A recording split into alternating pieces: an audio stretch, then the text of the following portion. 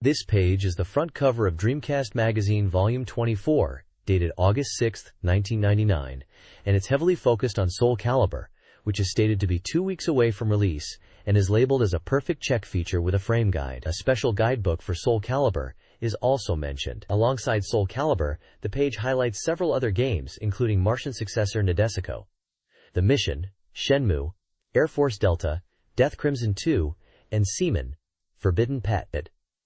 It also mentions that Dream Passport and Drickas are significantly powered up. Finally, other game titles listed on the cover are Climax Landers, Langrisser Millennium, Akihabara Denu Gumi, Patapais, and Kita-e, Photo Memories. The main image on the cover features a prominent character from Soul Calibur. The next page showcases Marionette Handler, MIRCS 1.3, a programming robot battle game. This title lets you become a marionette handler by programming your own robot to be the strongest. You build your robot using over 100 different parts and program it with icon-based program chips. The game features 6 basic robot types and modes, including a single-player mode and a tournament mode for up to 8 players. The gameplay features dynamic camera angles and realistic physics simulation. Screenshots highlight in-game battles, maintenance, and programming interfaces. This page is an advertisement for the Dreamcast game Programming Robot. The advert mentions a release date of July 29, 1999, and a price of 5,800 yen. It also advertises monthly national tournaments and directs readers to the Micronet website. The logo for Marionette Handler is also prominently displayed, suggesting it is related to Programming Robot. The advert includes an image of a robot, possibly from the game. This page is the contents page for the magazine, highlighting upcoming articles. It features Soul Calibur as the cover story, with a special focus and details on Dreamcast expected games. Other highlighted games include Shenmue, Mobile Battleship Nadesico, The Mission, Sentimental Graffiti 2, Death Crimson 2, Make an X, Seaman, Air Force Delta, Poppin' Music 2, Revive, Sose, Dreamcast Sequencer, Super Producers Aim for the Showbiz World, Cool Borders BURRRRN, and a Dreamcast Hot Information section covering Timestalkers, Climax Landers, Langrisser Millennium, Kita-e, Photo Memories, Akihabara Denu Gumi, Patapais, Star Gladiator 2, Nightmare of Bilstein, and Techromancer. This page is the game index for the Dreamcast section of the magazine.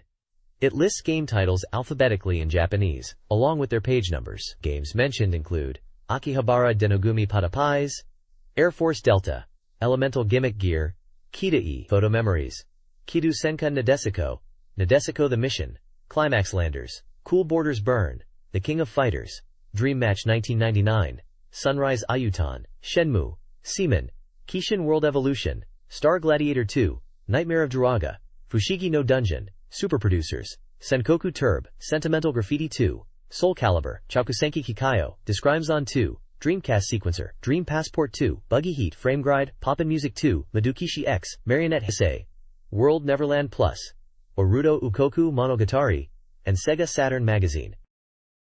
This page highlights how Dreamcast is further developing communication features, focusing on enabling horse race betting from home. The central topic is the introduction of the Japan Racing Association, JRA's, online horse race betting system, known as PAT, to the Dreamcast platform, starting from July 13th. This system, previously available via telephone lines, will now be accessible online through Dreamcast, expanding to devices like mobile phones and PHS. The page also mentions digital horse racing newspaper My Trackman, prediction software for horse racing, being developed for the Dreamcast by Shoei System, with updates and ongoing releases planned. The images include horses racing and showcase the Dreamcast console with dedicated JRA-PAT for DC software, emphasizing the new services availability on the Dreamcast. The magazine title is Dreamcast Magazine Weekly News, and the dates are July 23rd to July 29th.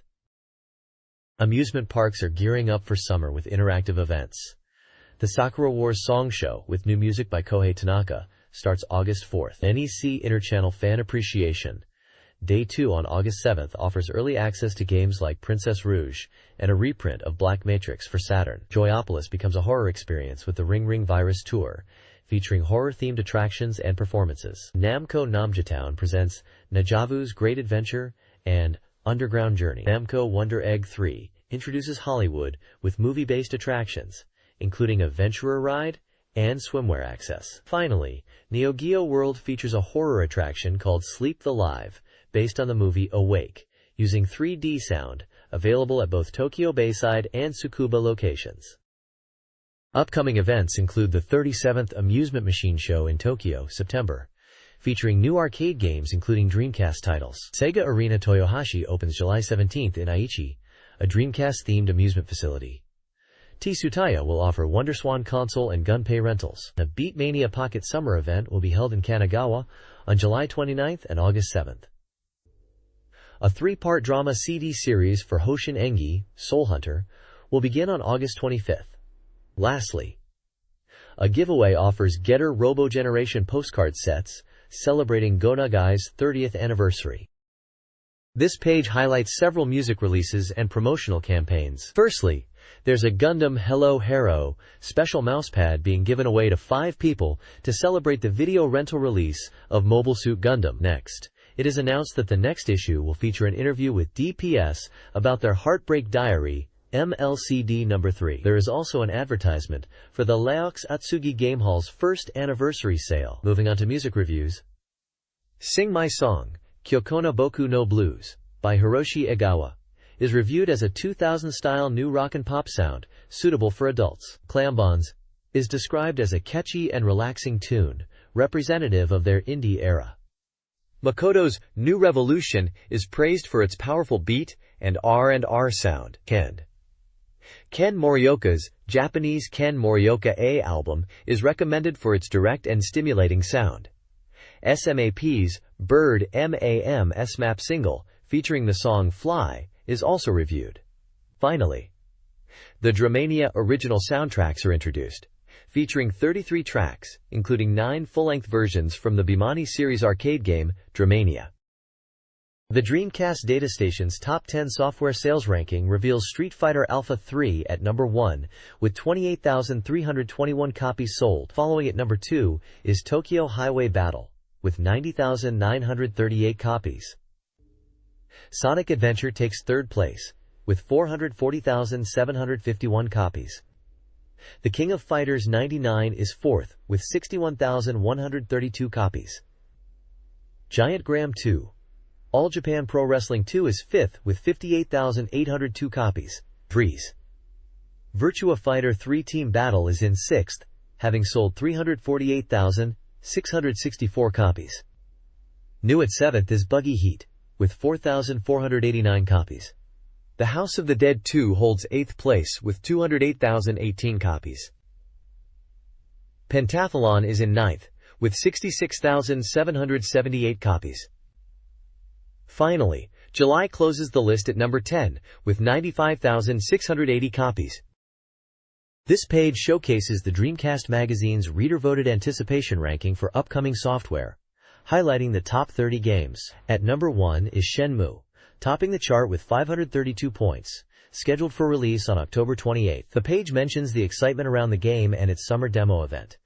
Grandia 2 is in second place, with 474 points, with anticipation building around its companions and story.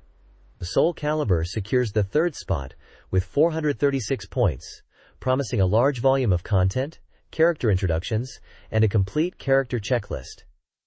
Further down the ranking we see Biohazard Code, Veronica at number 5, Seaman Forbidden Pet at number 8, and D no Shokutaku 2 at number 9. Virtual Striker 2 DC is at number 10. The weekly pickup section spotlights Mobile Suit Gundam Side Story 0. Blue Destiny, ranked 19th, noting its opening animation and systems. Lastly, Cool Borders BURRRN is featured at rank 43, emphasizing its realistic snowboard action and trick system. The page also lists Langrisser Millennium at rank 25, and Sentimental Graffiti 2 at rank 24, amongst other titles in the top 30. This page features 2 game ranking charts. The first is a Transplant Hope Top 20 chart, which lists games readers want to see ported to the Dreamcast. Number 1 is Sakura Wars series, followed by Rent a Hero, Dead or Alive 2, and Street Fighter II Third Strike. Other notable games in the top 20 include Metal Gear Solid, Zombie Revenge, Daytona USA 2, Knights, and Dance Dance Revolution series. The second chart is a video game income ranking top 15, listing the top earning arcade games. Virtua Striker 2 Ver 99 takes the top spot, followed by Street Fighter 2 Third Strike, Virtua Fighter 3 TB, and Cybertroopers Virtual on Oratorio Tangram Ver .5.4. The page also highlights weekly pickup titles, focusing on Dance Dance Revolution Solo Bass Mix and Dancing Stage, featuring True Kiss Destination. It mentions that Dance Dance Revolution is changing and becoming even more popular, allowing up to 4 players to cooperate. The page also shows screenshots from Sakura Wars and Zombie Revenge, and screenshots of gameplay from Dance Dance Revolution and Dancing Stage.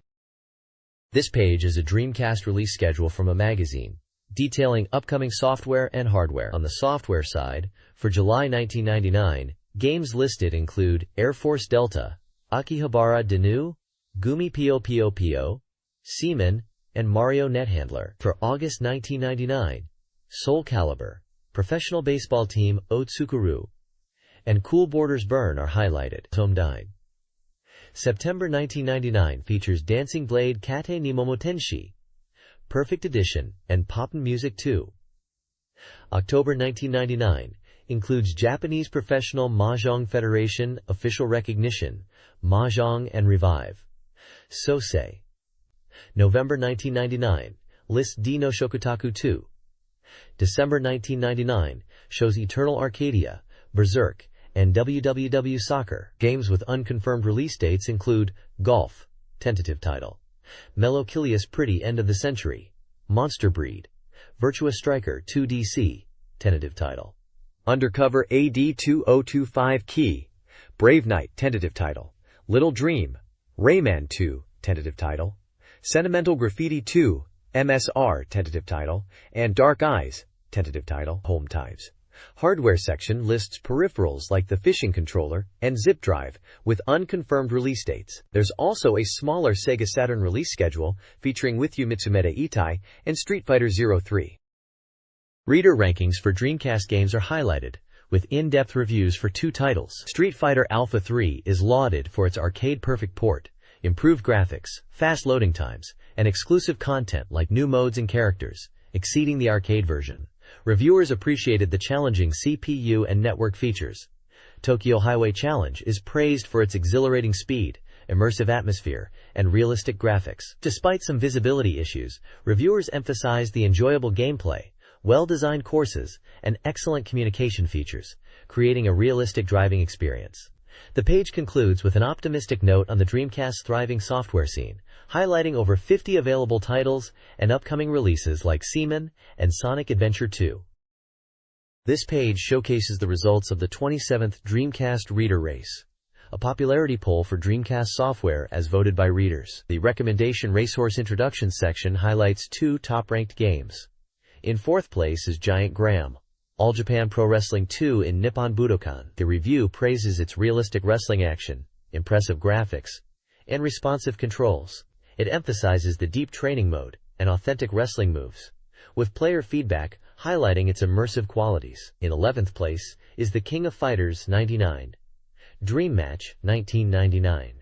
The review celebrates it as a perfect arcade port for home play, noting the smooth controls. It mentions the usefulness of the key input training mode, and praises the graphics and reduced loading times compared to previous installments. The Odds Table All Dreamcast Software B section lists games ranked from 16th to 39th, providing genre classifications and average scores. The unreleased New Horse Speed Report previews upcoming titles. Buggy Heat is previewed as a racing game with impressive graphics, focusing on driver development and a realistic racing feel. Recommended for off-road racing enthusiasts. Super Invention BOY Canaban is presented as a game tailored for anime fans with easily digestible content. Age of Great Mastermind 2. Game creator Yoshimura Nobuyuki's Brain Riddle is highlighted for its affordable price and extensive puzzle content, boasting a high-level computer AI for challenging gameplay. Finally, the Ranking Expected Software section lists anticipated upcoming games. This Dreamcast news page highlights several upcoming games and features. Framegride and World Neverland Plus Orudo Kingdom Story, both receiving a 7.66 score, are previewed with screenshots, showcasing mech battles and a life simulation in a fantasy world, respectively. Bioweapon Expendable, localized as Expendable, an action shooter, is previewed with a score of 7.0. The page also includes reader feedback on accessories like the Puru Puru Pack and popular games. A reader contest, Reader's Race, is promoted, offering prizes like arcade sticks and visual memory units, with predictions for Seaman and Saturn games. Finally, there's a giveaway, an announcement of previous contest winners. This page is an advertisement for the Giant Graham All Japan Pro Wrestling 2 in Nippon Budokan Perfect Guidebook. It is promoted as the complete strategy guide for the wrestling game, promising to lead players to the pinnacle of mastery. The guide features detailed explanations of the game system, making it accessible even for beginners, and includes a comprehensive roster of all 15 wrestlers with their move lists and combo commands. It also boasts a pro wrestling technique encyclopedia and thorough data analysis of every move. Furthermore, the guide includes a special interview with the Triple Crown champion, Mitsuharu Misawa, and a file of secret techniques. The book is advertised as essential for becoming a legendary wrestling trainer, priced at 1,200 yen plus tax, and is currently available for purchase. The next page is a Dreamcast soft review page featuring 2 games. The first game reviewed is Air Force Delta, a 3D shooting game from Konami. It's described as a high-quality flight simulator experience, highlighting the beautiful graphics, realistic flight, and diverse playable aircraft. Reviewers praise its depth, engaging missions, and suitability for home consoles, though one notes the missions could be slightly more numerous. The game received review scores of 7, 7, 9, and 7 from 4 reviewers. The second game reviewed is Akihabara Denu Gumi Patapais, Whooped, a friendship simulation game from Sega based on the anime series. It's described as easy to play and cute, focusing on raising a Patapai pet. Reviewers mention the simple gameplay, charming characters, and emphasis on communication elements. While enjoyable, some felt the event progression could be slow and the aspects a bit too simplistic. The game received review scores of 7, 7, 8, and 7 from 4 reviewers. The page also includes sections detailing the review point scale and lists the reviewers as female users, writers, and guest writers, alongside their pen names. This page features reviews for 3 Dreamcast games. First is Climaxylanders, an RPG, where players explore dungeons and battle monsters. Reviewers highlight the fun of dungeon exploration and character development, noting the randomness of items. Mini-games for the visual memory are also mentioned as a feature. The game received a score of 8 out of 10. Next is Seaman Forbidden Pet, a unique pet simulation game. Reviewers praise the realistic visuals and voice recognition, allowing players to communicate with the creature, Seaman. The game is described as somewhat disturbing and strange, yet engaging. It requires a microphone device. Seaman scored 7.33 out of 10. Lastly, Marionette Handler is a robot battling game. Reviewers found the robot designs cool but the game challenging. It involves programming robots for battle, which some found complex but rewarding once mastered. The game is described as more of a hobby than a simple game, emphasizing the depth of robot customization and programming. Marionette Handler received a score of 6.66 out of 10. This page is a special interview part 1, focusing on Dream Passport 2. It highlights the improvements and features of the new Dream Passport, with an interview with Kiyoshi Takeuchi, the producer of Dream Passport 2. He explains that Dream Passport 2 is a completely new product, designed to make enjoying the internet on Dreamcast more comfortable. The key improvements are focused on ease of use and enhanced online experience. The interview mentions that the biggest improvement in Dream Passport 2 is its usability, especially for enjoying communication online. It also mentions improvements to the Japanese keyboard input and copy and paste functionality. The page emphasizes that once you use Dream Passport 2, you will not want to go back to the original Dream Passport. The page also mentions that the official Dreamcast website, Dreamcast, will have more content, and this summer will be hot for online gaming. This page highlights the improvements in Dream Passport 2, focusing on 4 key areas. Firstly, it emphasizes enhanced usability, making input and overall navigation much easier. Features such as copy and paste, a simplified dictionary function, and a variety of emoticons have been added. Secondly, Dream Passport 2 boasts expanded content compatibility, now supporting Macromedia Flash and JavaScript for richer internet experiences with animations and interactive elements. It also supports audio formats like MIDI, AIFF, and WAV, enabling playback of diverse sound content. Thirdly, the article points out improved font visibility, ensuring text is clearer and easier to read. Lastly, voice command functionality is introduced, activated by the LR trigger, aiming to make the system more user-friendly, especially for beginners who might find navigating menus challenging. The page showcases screenshots of the Dream Passport 2 interface, displaying these new features in action, like font settings and voice command options, demonstrating the enhanced user experience. This interview with Kono Jintaro of Sega's Network Research and Development Department discusses the evolution of Dreamcast, the Dreamcast's online service. With the upcoming release of DP2, Dreamcast is revamped, potentially incorporating Macromedia Flash for improved content. Users will gain the ability to create profiles and send emails, facilitated humorously by a windmail system. Dreamcast encompasses several content categories. These include the official Sega homepage, a game information system with news and downloads, a variety system with features like daily fortune-telling, a useful information system offering support, and a communication system. The communication system, featuring Dorimubsapu and Mail Chum, is designed for community interaction. Mail Chum will receive enhancements, including English support. Kotone. Kono hopes these features will attract a broader audience, including anime fans.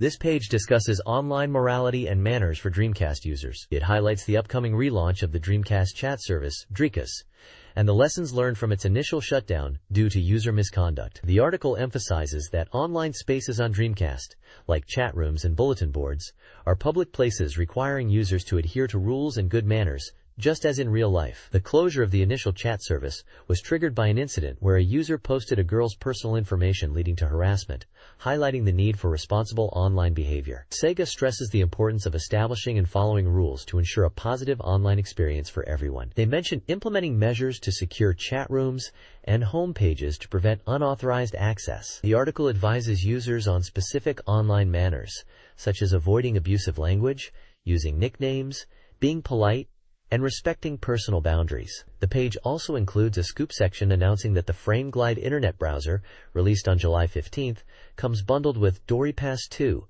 showcasing the Dreamcast's online capabilities. Finally, it touches upon the growing Dreamcast network functionality, enabling new online play experiences and connections with friends, while reiterating the importance of user morality and responsible behavior to realize the full potential of these online features. This page is a preview for the Dreamcast version of Soul Calibur, announcing that the game is in the final stages of development, with only 13 days left until release. The game, a 3D weapon-based fighting game, is set to launch on August 5th for 5,800 yen and will support VGA output and rumble packs. The page highlights new characters and modes exclusive to the Dreamcast version. It also features information about Cervantes' weapon, named Acheron and Nirvana. The article emphasizes that this is a special scoop revealing new information, and calls attention to the VMU features, stating that the VMU will display dot picture animations related to the characters. The game is reported to be 100% complete.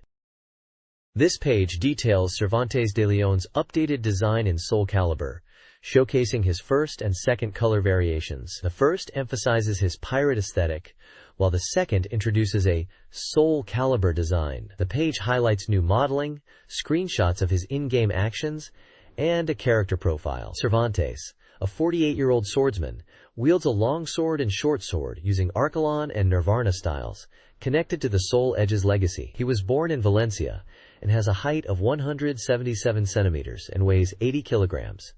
He was a pirate who rebelled against his father.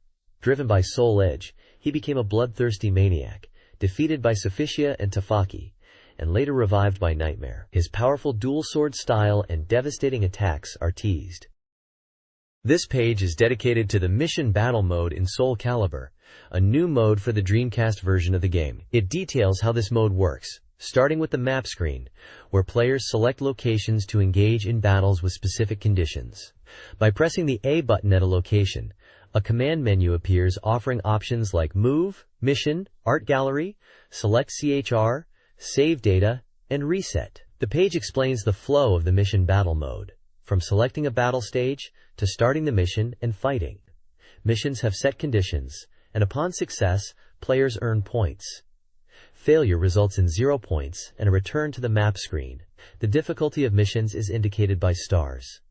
A key feature highlighted is Edgemaster's System Learning Lecture. Edgemaster, Keelik's mentor, guides players through the game's systems in this mode, acting as a teacher. The article also briefly describes the system explanation, which are scrolls of text, providing details on gameplay mechanics and mission objectives. It emphasizes checking the mission content, which is shown in yellow and orange text scrolls, detailing the clear conditions for each mission. It also mentions that if players are unsure, they should follow the mission instructions and aim to defeat Edgemaster's attacks, defend, and survive within the time limit to achieve a KO. Successful missions award points upon completion without being KO'd before the time runs out, encouraging players to explore other missions.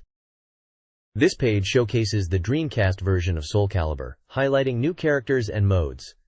The page features several stage previews. Kunpei Toku Shrine is described as a poisoned stage where your health depletes, requiring you to defeat all enemies. Ancient Arena Skill Fighting details a point-based challenge system where you earn points in battles and can continue to higher point challenges. Money Pit is presented as a stage with traps and rat enemies in a cave setting. Palugia Shrine warns of strong barriers at the ring edge and the danger of ring outs. Finally, Silk Road Remains is a desert stage where you must be careful moving in the sand and fight enemies. The page ends by teasing the next page's content, which will be about points and what to do with them. This page introduces the Museum mode in Soul Calibur, a new mode for the game. It's presented as a place to enjoy illustrations, CG art, character profiles, and movies. This Museum mode is connected to the Mission Battle mode, where players can earn points. Within the Museum mode, the Art Gallery is highlighted. Players can use points earned in Mission Battle to purchase illustrations and CG artwork. The page shows different categories of unlockable graphics: story illustrations, image illustrations, drawn illustrations, and setting art. Purchasing graphics can unlock new missions and enhance the gameplay experience. The page also indicates that there are different categories of illustrations, and that the cost of graphics varies. There are also special rewards associated with purchasing certain graphics. This page introduces the Museum mode in Soul Calibur for Dreamcast, a feature packed with content for fans. There are 4 main sections highlighted: character profiles, weapon profiles, stage profiles, and voice. The character profile section lets you explore detailed information about each character, including their background and motivations. Weapon profiles delve into the history and significance of each character's weapon. Stage profiles provide insights into the game's stages and their connection to the story. The voice section allows you to listen to character voice lines and see their lip movements synchronized with the audio, adding another layer of immersion. Further down, the page details 2 more Museum mode features: the Exhibition Theater and Battle Theater. The Exhibition Theater lets you freely watch character demonstrations and practice moves, with camera controls allowing you to view the action from different angles and even loop specific sequences. The Battle Theater is a mode where you can watch CPU versus CPU battles, ideal for learning character strategies and appreciating the game's visual presentation from unique camera perspectives not typically seen in regular gameplay. The page emphasizes that these Museum mode features fully immersed players in the world of Soul Calibur, offering deep insights into the characters, weapons, stages, and even the nuances of the game's combat. A selector menu is shown with options like Profile, Weapon, Stage, Voice, Ending, Select CHR, and Reset, indicating the breadth of content available in this mode. This page is an article focusing on the Dreamcast version of Soul Calibur, specifically highlighting the character Nightmare. It emphasizes Nightmare's reach and power, noting that his long reach makes him a formidable opponent, and that this aspect remains unchanged in the Dreamcast version. The article discusses changes in his stances compared to previous versions, suggesting a more versatile and tactical approach. Nightmare's ring-out ability is also mentioned as being very powerful and effective in the Dreamcast version, with examples of moves like Beast Swing Strike, Heel Impact, and Armit Crusher to push opponents out of the ring. The page details 3 of Nightmare's representative techniques: Axle Kickwinder, Sky Splitter, and Spin/Cross, describing their inputs and uses in combat.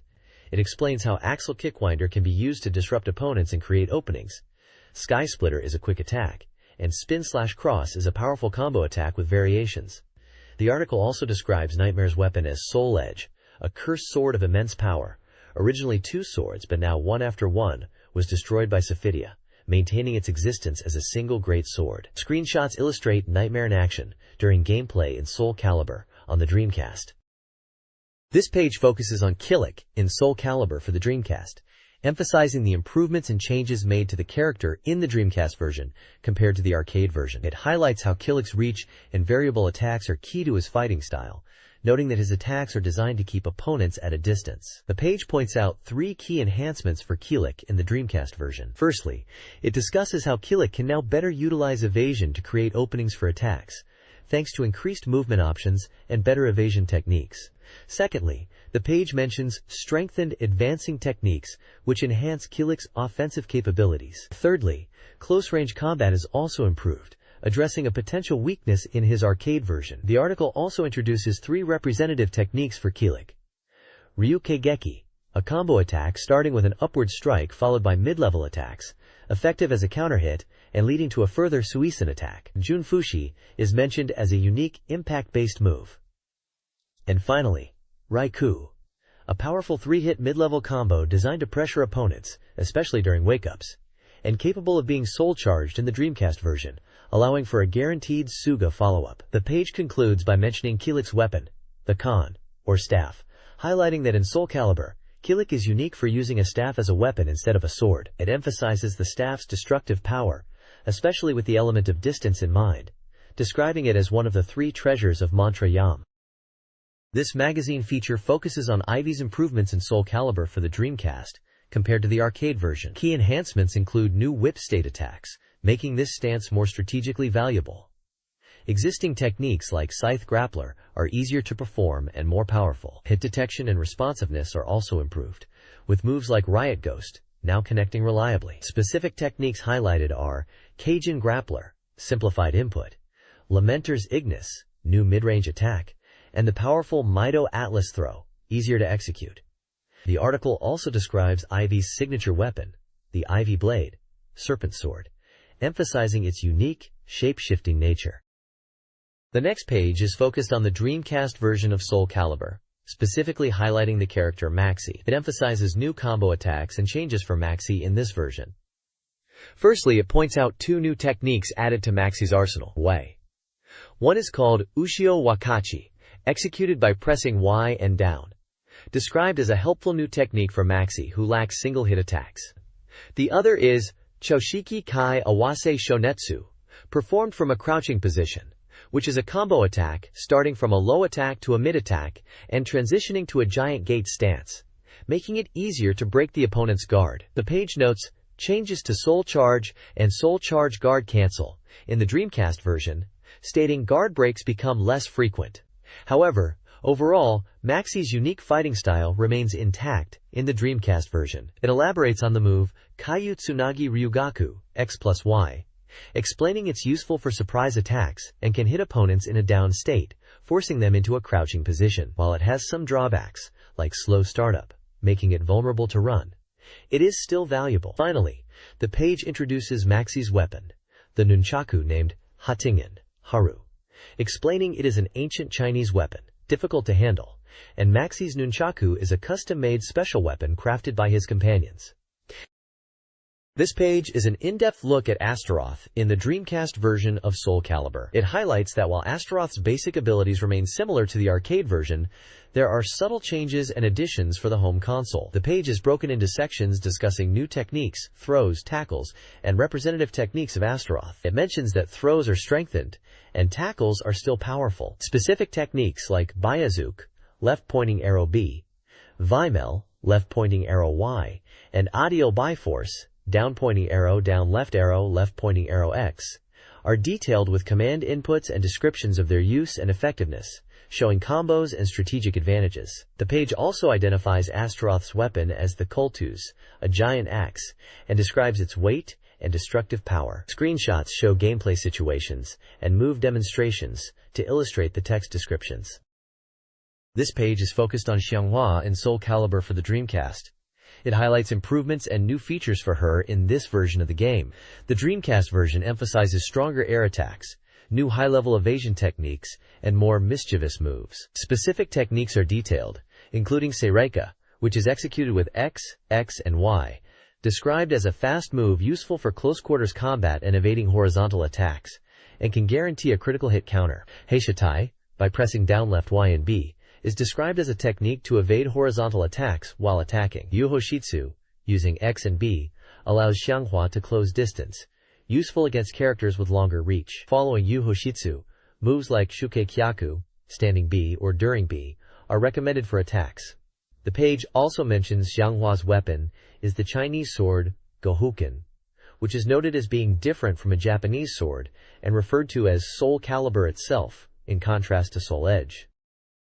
This page is dedicated to Sophitia from the Dreamcast version of Soul Calibur. It highlights the balanced nature of Sophitia as a standard character, and points out key features in the Dreamcast version. The page emphasizes the enhanced visual presentation of Sophitia in the Dreamcast version, describing her appearance as even more gorgeous than the arcade version, with detailed graphics and realistic costume textures. It introduces new gameplay elements for Sophitia, including the use of her shield as a projectile weapon, and the ability to modify move properties by holding down buttons. Specific examples given are the Tornado Low Kick and Valgro Low Kick, where holding the button changes the move's properties. The page showcases several of Sophitia's signature techniques, with command inputs and descriptions. These include Luminous Satellite, Shield Slap, which is performed while running, and Angel Strike, which can be followed up with additional inputs for a more powerful attack.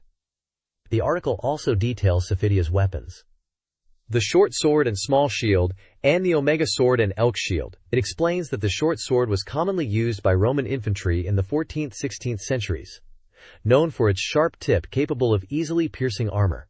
Finally, a command legend is provided, explaining the button inputs for moves, including horizontal slash, vertical slash, guard, kick, short input, hold input, slide input, and hold slash slide input. This page is a preview of Soul Calibur on Dreamcast, focusing on the character Mitsurugi. It highlights new techniques and balance adjustments in the Dreamcast version compared to previous versions. The article points out two new techniques for Mitsurugi: Yubei, which is performed with a specific directional input, and the Y button, designed to transition into a guard-breaking stance, and Nobori Kagura, performed while standing up with X plus Y, intended to be used after evading attacks by crouching. It mentions that Mitsurugi's basic moves are largely unchanged from the arcade version, but some moves, like Oboro Kagura, have been adjusted for balance. The article also describes the Inahogari move, which is performed with down back and B plus Y, as a fast and powerful low attack. Another move is the Sasifu Iwato Wari, performed with down forward and X plus Y, described as a powerful attack from a distance. The page also details Mitsurugi's weapon, the Japanese sword named Shishio, emphasizing its sharpness and how it can easily cut through armor. Overall, the preview emphasizes Mitsurugi's strengths in mid to close range combat in Soul Calibur Dreamcast, showcasing his new and existing techniques and his weapon. This guide focuses on Taki in the Dreamcast version of Soul Calibur, highlighting her speed-based fighting style. It details new moves, techniques, and strategic gameplay specific to this version. Key sections cover new techniques such as In and Musubi. In is emphasized for setting up attacks, while Shikyudan has adjusted guard-breaking properties compared to the arcade. Detailed techniques include Iron Cannon Fire, a running attack modified from the arcade version. The Seal Stance is a new addition, providing advantageous situations for offense. The staple move Cross, Y-X, retains its effectiveness, with a new delay feature in the Dreamcast version. Taki's weapon, the Ninja Blade Spirit Killer and Nether Killer, crafted from Soul Edge fragments, is also mentioned. The guide provides a comprehensive overview for players aiming to master Taki in the Dreamcast release. This page is a feature on the Dreamcast version of Soul Calibur, focusing on the character Voldo. It highlights Voldo's bizarre and unpredictable movements as a key characteristic. The page emphasizes that Voldo's strange fighting style remains intact in the Dreamcast port, and even introduces new techniques. One new move called Fool Ritual, or G-Rack, activated with X plus B or diagonal down plus X plus B, is highlighted, enabling air combos after a successful hit. The article also mentions improvements to Voldo's starting attack moves. Representative moves such as Gate Opener, executed with forward direction run plus Y, G-Rack, and Bloody Drill, performed close-up with A plus B, are detailed with their inputs and properties. It's noted that Voldo's weapon is two Katar blades, named Scheim and Brame, emphasizing his unique close-quarters combat style. The text suggests Voldo remains a challenging and unpredictable character to use and face in Soul Calibur on the Dreamcast. This page is a Soul Calibur special feature, focusing on the game's story. The text details the background story, mentioning that Soul Edge's emergence in the human world alerted the gods of Olympus. They initially observed, but due to divine rules against direct intervention, they remained distant. However, Hephaestus, the god of blacksmiths, recognized the danger of Soul Edge. He decided to create weapons capable of destroying Soul Edge, even though this violated divine rules. Hephaestus crafted weapons and armor and sought out individuals to wield them. He spread prophecies among 24 people, suggesting they were the chosen ones to destroy Soul Edge, hoping one of them would succeed. Sophitia is specifically mentioned as one of these individuals, who successfully received a divine revelation and destroyed a fragment of Soul Edge. The page highlights Sophitia as a Soul Calibur character and her role in the story. There are screenshots from Soul Calibur showing in-game scenes and character artwork. In the 16th century, the cursed sword Soul Edge spawned legends globally, its perceived form varying by region. The sword, ultimately a pair of demonic blades, drew people to it. Sophitia, guided by the gods, fought Cervantes, the pirate-wielding Soul Edge. Though she shattered one blade, she was later confronted with another fateful situation. The text also introduces 24 warriors chosen by the gods, each bearing weapons crafted by Hephaestus and named after the Greek alphabet, Sophitia being one of the last chosen. Soul Edge, a central cursed weapon, now exists as a single, large demonic sword. This page is a Soul Calibur special issue character story page, focusing on Sophitia. It details her background story, starting with her meeting with Rocation and their destined marriage. After reporting to the blacksmith god Hephaestus, and when two people visited the temple, a revelation occurred. Hephaestus told Rocation that he is not a blacksmith, but instead should create weapons to protect Sophitia. Hephaestus gave Rocation sacred iron ore used to make divine weapons, and Sophitia was again entrusted with the mission to destroy Soul Edge. Days later, ready to depart, Sophitia holds the Omega Sword and Elk Shield, gifts from Rocation.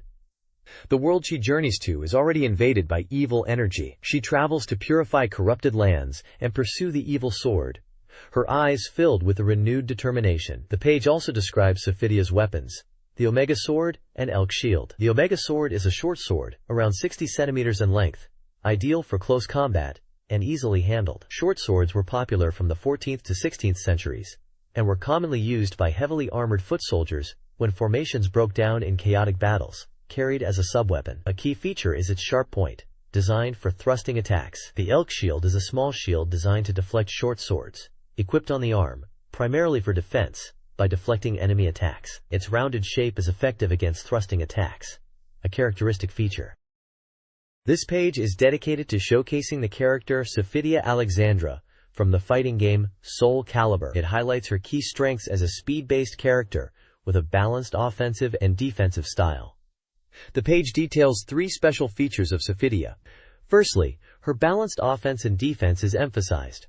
She is described as a speed character who relies on fast attacks, using her short sword effectively. Her Angel Step and Angel Strike are mentioned as core techniques that allow her to quickly close the distance and attack, making her very effective at counterattacking after guarding an opponent's move. Secondly, her unique shield defense is discussed.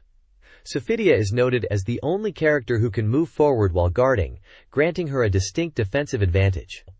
While not frequently used, this shield movement is a special feature, and the shield itself can also be utilized in attacks. Thirdly, Sophitia's evasion abilities are highlighted. She excels at dodging attacks, and has techniques to avoid enemy strikes by sidestepping and using her shield slap. Her Angel Step and other moves allow her to crouch and evade high attacks effectively. The screenshots on the page depict Sophitia in combat against characters Mitsurugi and Xianghua, showcasing her moves and fighting style within the game. The page acts as a strategy guide, focusing on how to best utilize Sophitia's unique attributes in Soul Calibur. This page is from the Namco vs Development Department section, and focuses on Tekken Tag Tournament and Soul Calibur. An announcement declares an official Tekken Tag Tournament event is being held with qualifying rounds in West and East Japan, leading to a Japan representative selection to compete in the World Tournament in America. The page details how to enter via postcard and mentions prizes. There's a section presenting VS Development Department's secret materials as a gift, which are monochrome character illustrations. The Caliber Development Diary sections detail behind-the-scenes stories from the Soul Calibur development team, focusing on sound adjustments, effect sound creation, and the challenges in programming Sophia's skirt to look beautiful. Finally, a Sophia's birth secret story box reveals details about the development of her skirt. The page also has a call for color Soul Calibur illustrations from readers for a contest. It also mentions that the Dreamcast version of Soul Calibur has been completed. This page is an advertisement for a book titled, I Love Character Game, written by Tomomi Yokoyama. This book is an essay collection from the voice actress Yokoyama, who is known for her role as Sakura Shinguji in the Sakura Wars series. The book talks about her thoughts and feelings towards game characters, drawing from her 12 years of experience in voice acting for games. It mentions anecdotes from voice recording sessions and song shows, and CM co-starring stories with Setagaya Sanjiro. The book is B6 size with 240 pages and priced at 1,200 yen. Below are more book advertisements from SoftBank Publishing. Overblood Those Who Transcend Species is advertised as a popular book that is selling well. Otaku Amigos by Toshio Okada, Shunichi Karasawa and Nao Iruta is also advertised as popular and selling well. Aya Komachi The Weaving Method by Hirofumi Suzuki is also advertised as popular and selling well. There are also advertisements for other books. Game Machine by Yumi Ono, Miyako Suigyoku, and Takashi Konoe. Hiroi Oji Dreams Continuation, Vietnam Nippon, by Hiroi Oji, promoted as an industry-first photo essay. In summer 1999, Sega launched the Shenmue Stamp Rally 99 event for the Dreamcast game. The event, running from July 19th to August 20th, involved purchasing a commemorative one-day train ticket. Adults, 710 yen, children, 360 yen, adorned with Shenmue artwork.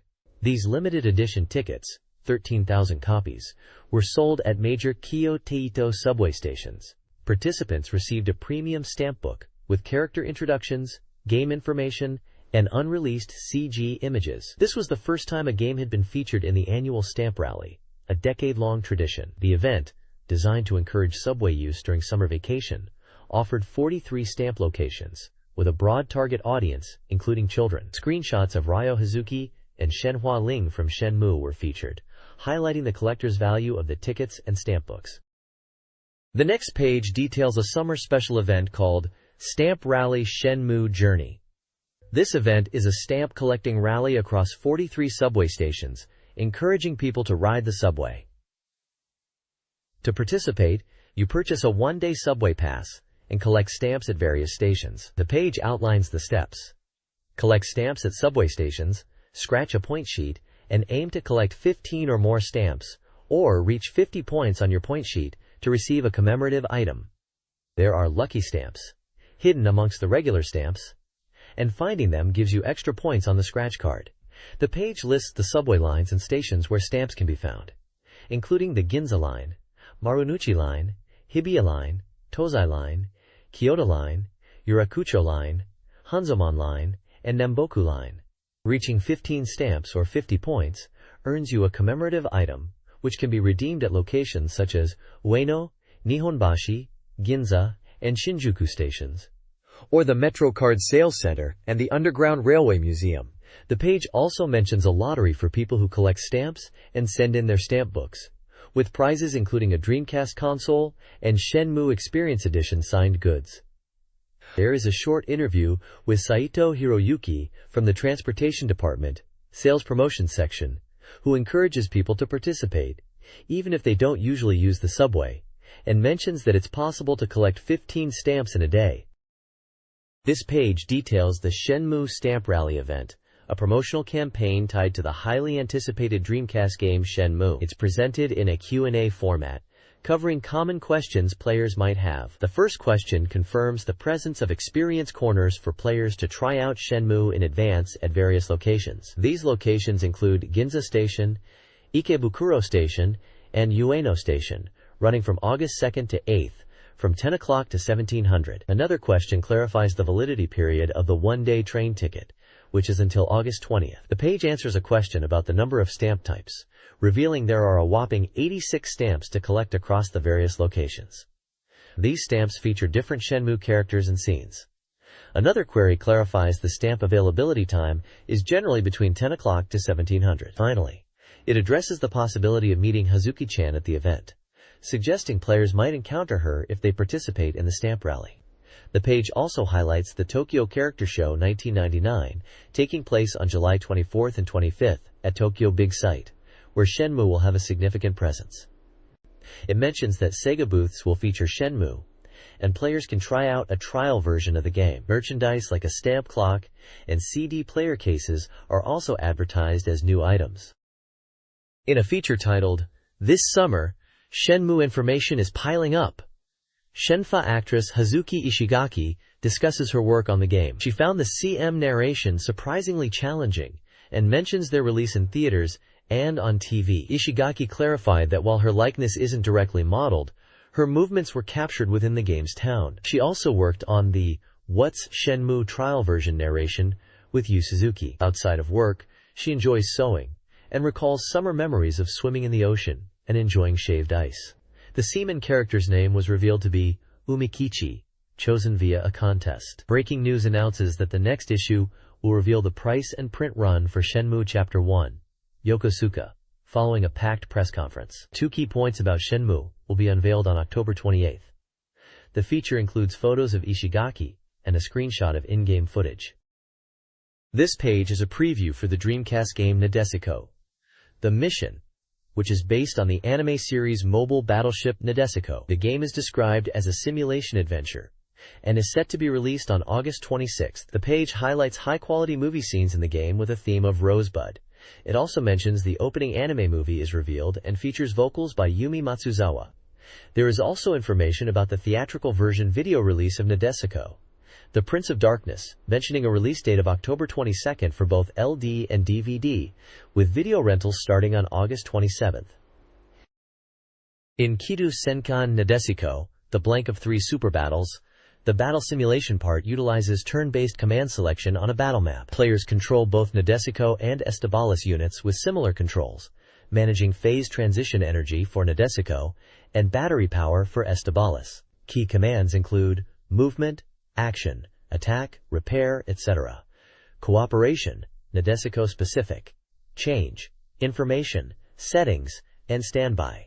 Fuel consumption is also a factor. Building trust with the Nadesico crew by selecting appropriate dialogue options increases their compatibility, which affects adventure part events. 2 important parameters are IFS value, reflecting a character's mental state and influencing special move availability, and combat ability during battle, directly affected by IFS, impacting the effectiveness of special moves.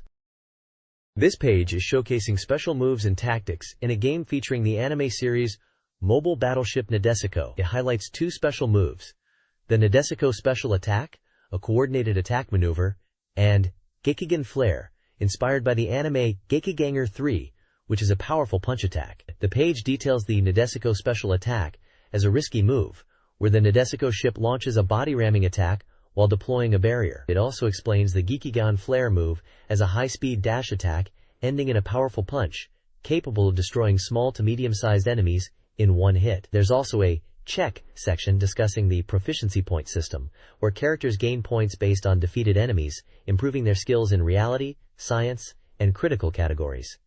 The page encourages players to balance the proficiency ranks of the entire squadron. The screenshots show gameplay scenes, including command inputs and combat sequences with ships and explosions, demonstrating the described special attacks and game mechanics. This page introduces the story mode of Mobile Battleship Nadesico, The Blank of 3 Years on Dreamcast. It details the first 4 missions of the game. Mission 1 is a simulation battle, where the player faces enemies Yanma, Katombo, and 2 Estabaris units. The text notes that this is a simulation, so losing won't result in a game over. Mission 2 is the first real battle after the simulation, featuring Yanma and Katombo units. Mission 3, titled Enemy Invasion Route Breakthrough, involves battling Tulip, Katombo, and Bata units to defend against an enemy incursion.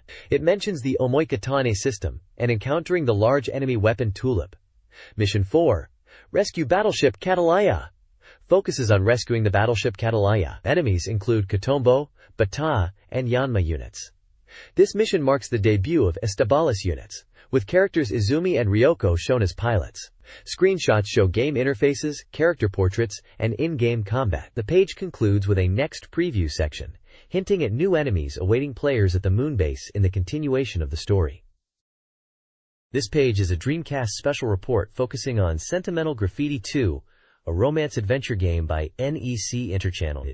It is announced as being 50% complete at the time of this report, dated January 27, 2000. The page mentions that the game will explore the story after the death of the most beloved person, which was a significant event from the previous title, and delves into how the heroines are dealing with this. The visuals for the opening movie are nearing completion, and the scenarios for each heroine are progressing smoothly, with voice recording already underway. The text expresses excitement among users about how the story will unfold following the tragic event of the protagonist's death, indicating a continuation of the narrative from the original Sentimental Graffiti.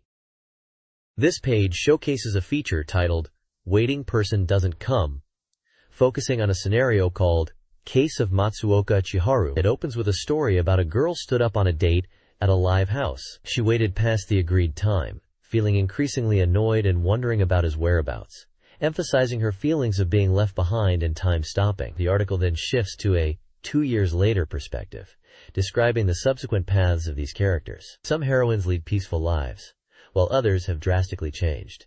It hints at new encounters and unlocking the secrets of their hearts. The page also introduces character profiles, featuring names like Sawatari Honoka, Ayasaki Wakana, and Nagakura Emiru. Specifically, Nagakura Emiru is detailed as a nurse working in Tokyo. Her long hair from before is now short, described as a result of her demanding job, and she now works as a reporter for an occult magazine. This page is a Dreamcast Magazine special report focusing on Death Crimson 2. The headline calls it, The World's First Dark Gal. It's noted as a Dream Maga exclusive with laughs. The game is a shooting adventure scheduled for release in autumn 1999, supporting 14 players and compatible with the Dreamcast gun. The report is at 50% completion. The page features a special interview between Manabe Kenko, Ecole president, and Nakamura Chisato, manga artist, discussing the character design and origins of their collaboration. The interview mentions that the character design for the game was requested via email, and it was the first time Nakamura had worked on a game.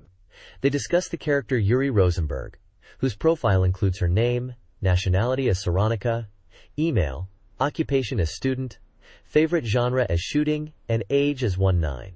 The article also mentions that Yuri's polygon model uses around 7,000 polygons and will be featured on store posters. The page includes screenshots of Yuri's in-game model and photos from the interview, plus artwork of Yuri.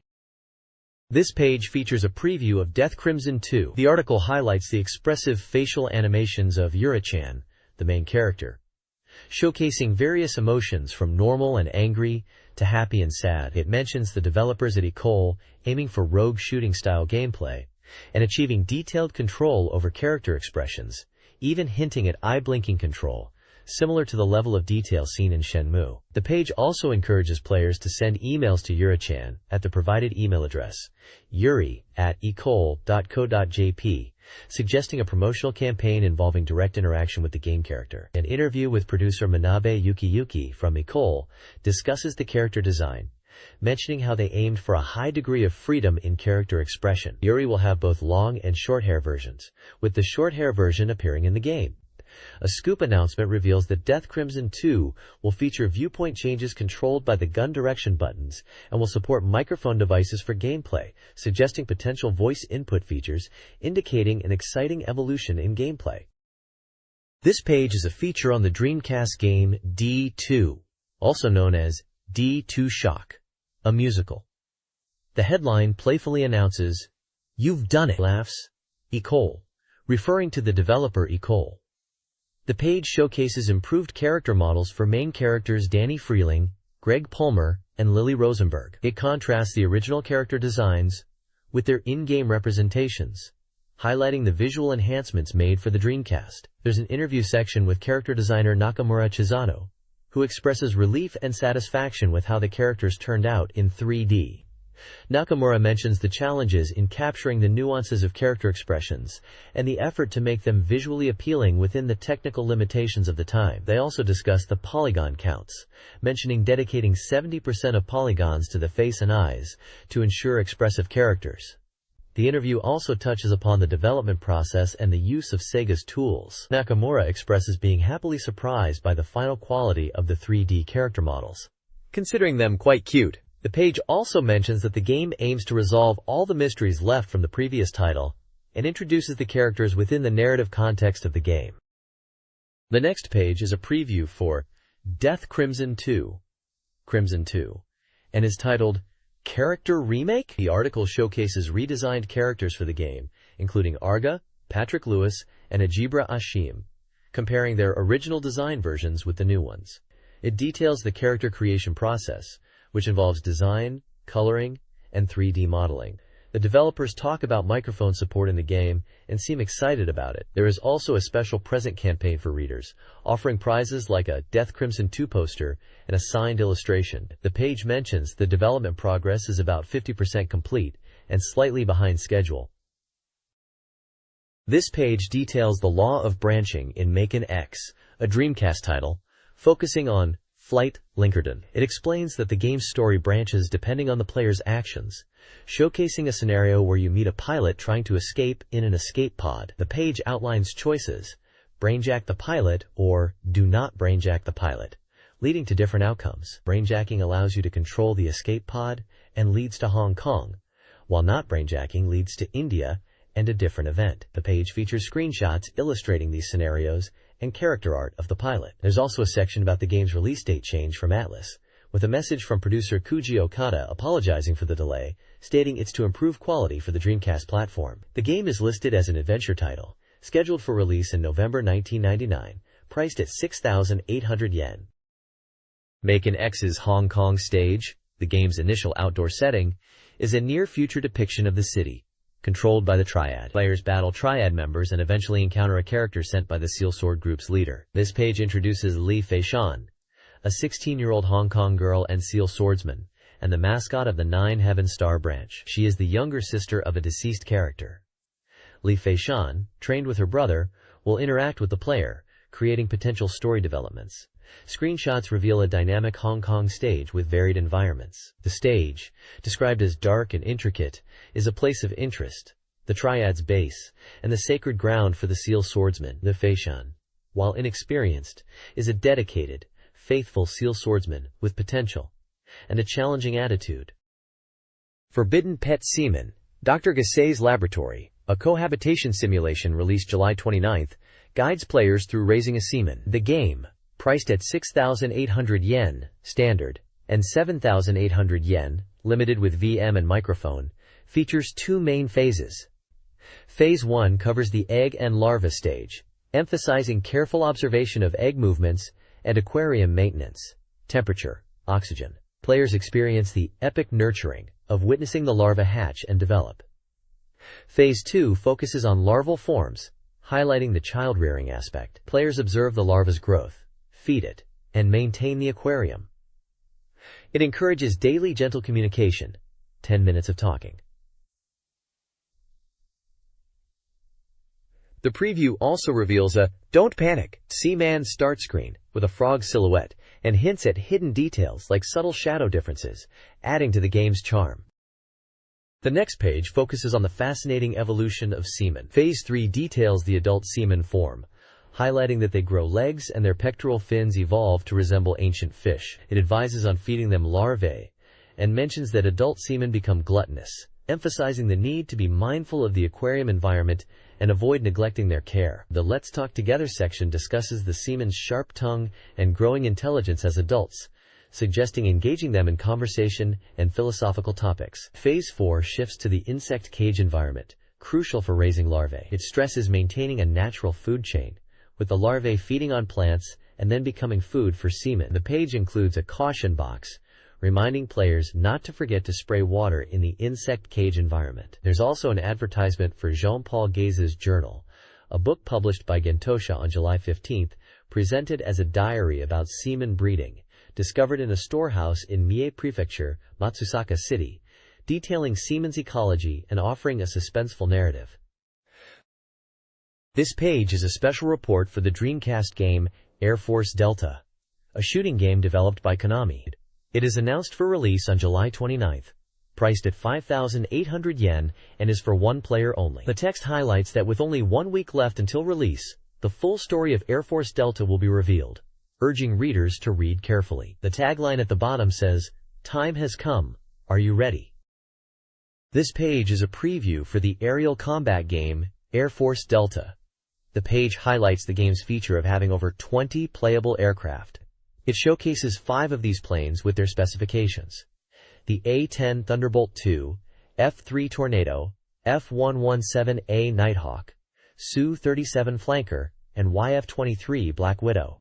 The game is described as allowing players to experience a variety of missions and aerial combat scenarios. The storyline summary mentions a conflict involving the Zabril Federation and the Laconia Republic, where the player, as part of the Air Force Delta Squadron, fights to repel the invasion and liberate occupied territories. The missions range from interception to ground attacks and high-speed bombing. The text hints at a deeper story, with themes of despair and hope for peace.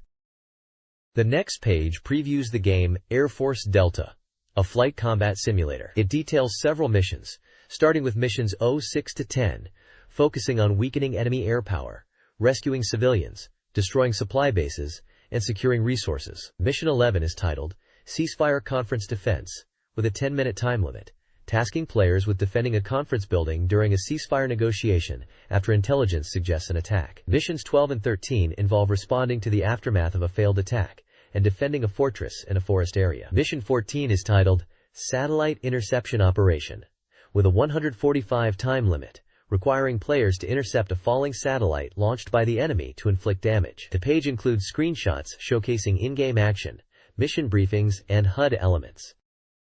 The next page showcases missions in Air Force Delta. Mission 15 is about searching for an ice floe base as the Republic's transport ships are taking damage. Due to the snow and ice, radar is ineffective, and the location of the base is unknown, tasking Air Force Delta to find and destroy it. Missions 16 and 17 continue the story, where Air Force Delta has been decimating Federation bases, and now they are advancing on Alpha Base, their former base, Mission 16. Following this, they will annihilate the remaining Federation mobile units, Mission 17, as the counter-offensive operation intensifies. Missions 18 and 19 are about capturing a fortress island. Despite the Republic successfully liberating the capital, the Federation has relocated its capital functions to a sea-based fortress city and is prepared for all-out war. Capturing this fortress island is seen as the path to peace. Finally, Mission 20, titled Confrontation, reveals a personal challenge from Colonel Sanders, leader of the Zabril Federation and Air Force commander, who was also the former commander of the old Zabril Air Force, the precursor to Air Force Delta. This final battle against him is the true conclusion to the combat for Air Force Delta. The text hints at a strategy guide starting in the next issue. The page also includes screenshots of in-game action. This page is all about the Dreamcast version of Poppin' Music 3. Konami is releasing the music simulation game on September 14th for 4,800 yen.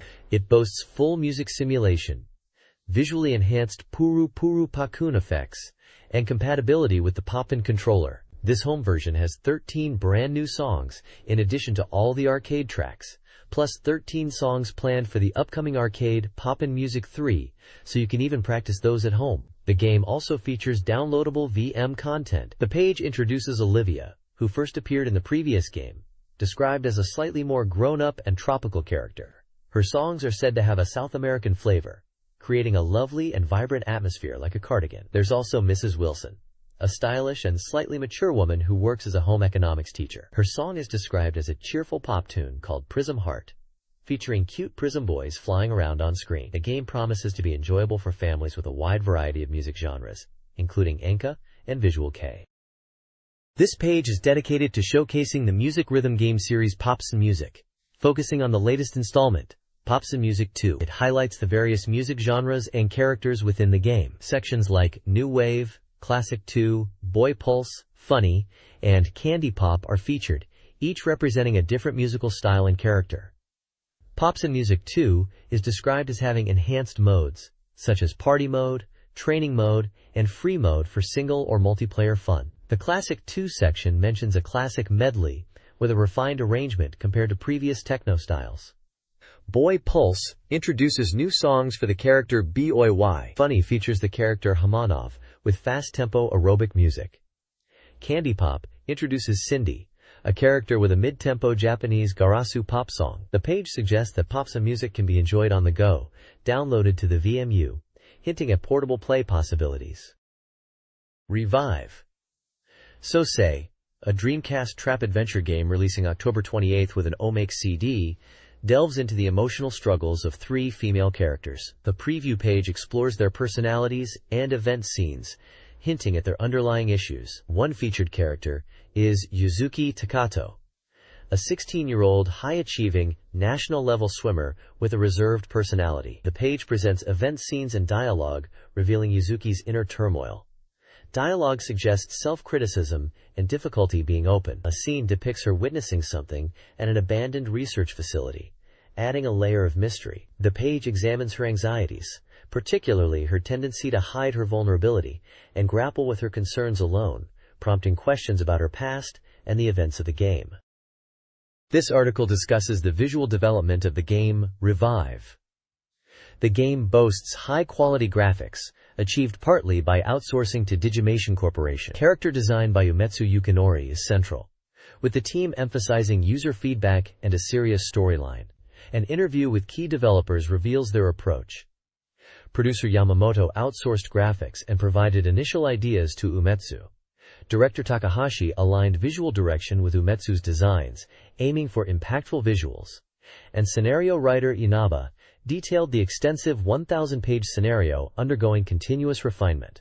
A character profile focuses on Misato Sugiwara, a cheerful, airheaded receptionist with a Kyoto dialect, hinting at hidden depths.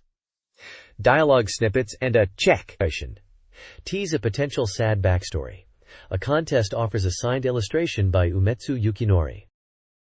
This page highlights the character Reiko Takano from the Dreamcast game Revive, described as a researcher who doesn't easily open her heart. The page delves into her personality, noting she is 24, AB blood type, and values her privacy, making her difficult to trust. She is receiving requests from the Development Promotion Division and is working as a researcher. There is also an interview section titled People Involved in Production, where they discuss the opening movie for Revive. They aim to create a sense of life, not usually seen in games, intending for the opening to gradually build atmosphere and immerse the player in the game's world before the gameplay begins. The interviewer suggests the game seems to be quite polished. The page advertises Revive Good's appearance at the Tokyo Character Show 1999 on July 24th and 25th at Tokyo Big Sight.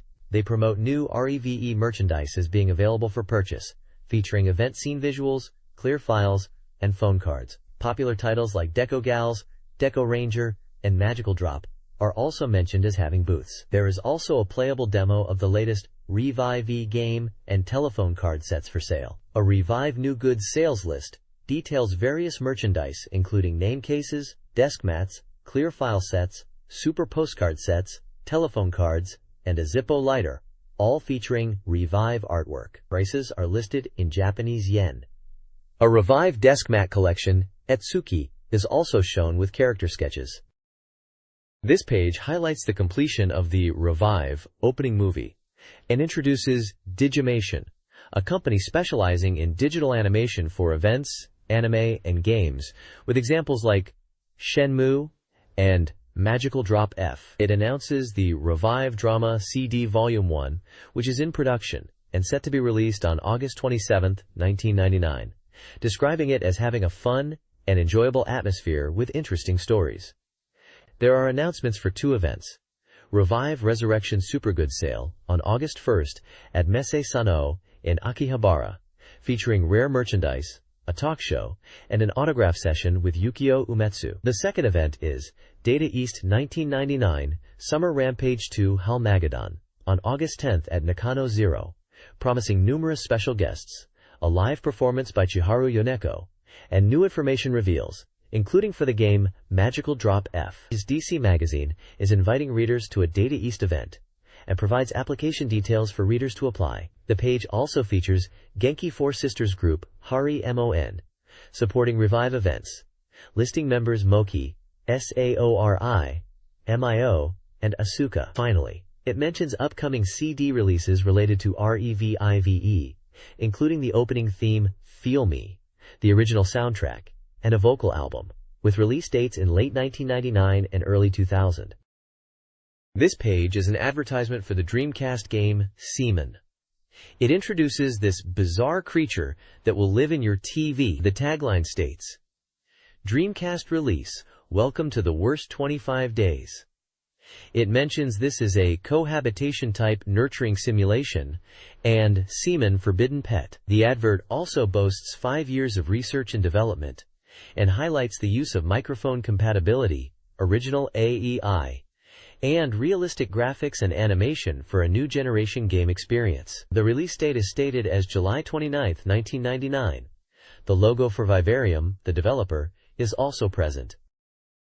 This page showcases the Reader Submission Corner, called Guru Powers. It's a section where reader contributions are featured, categorized by sister, brother, and cat personas. The sister section talks about Dream Passport 2 being distributed, mentioning the excitement for summer game releases, and a game called Magical Hoppers and Grandia. There's a humorous anecdote about someone being mistaken for Kibayashi-san, which refers to a famous person at the time.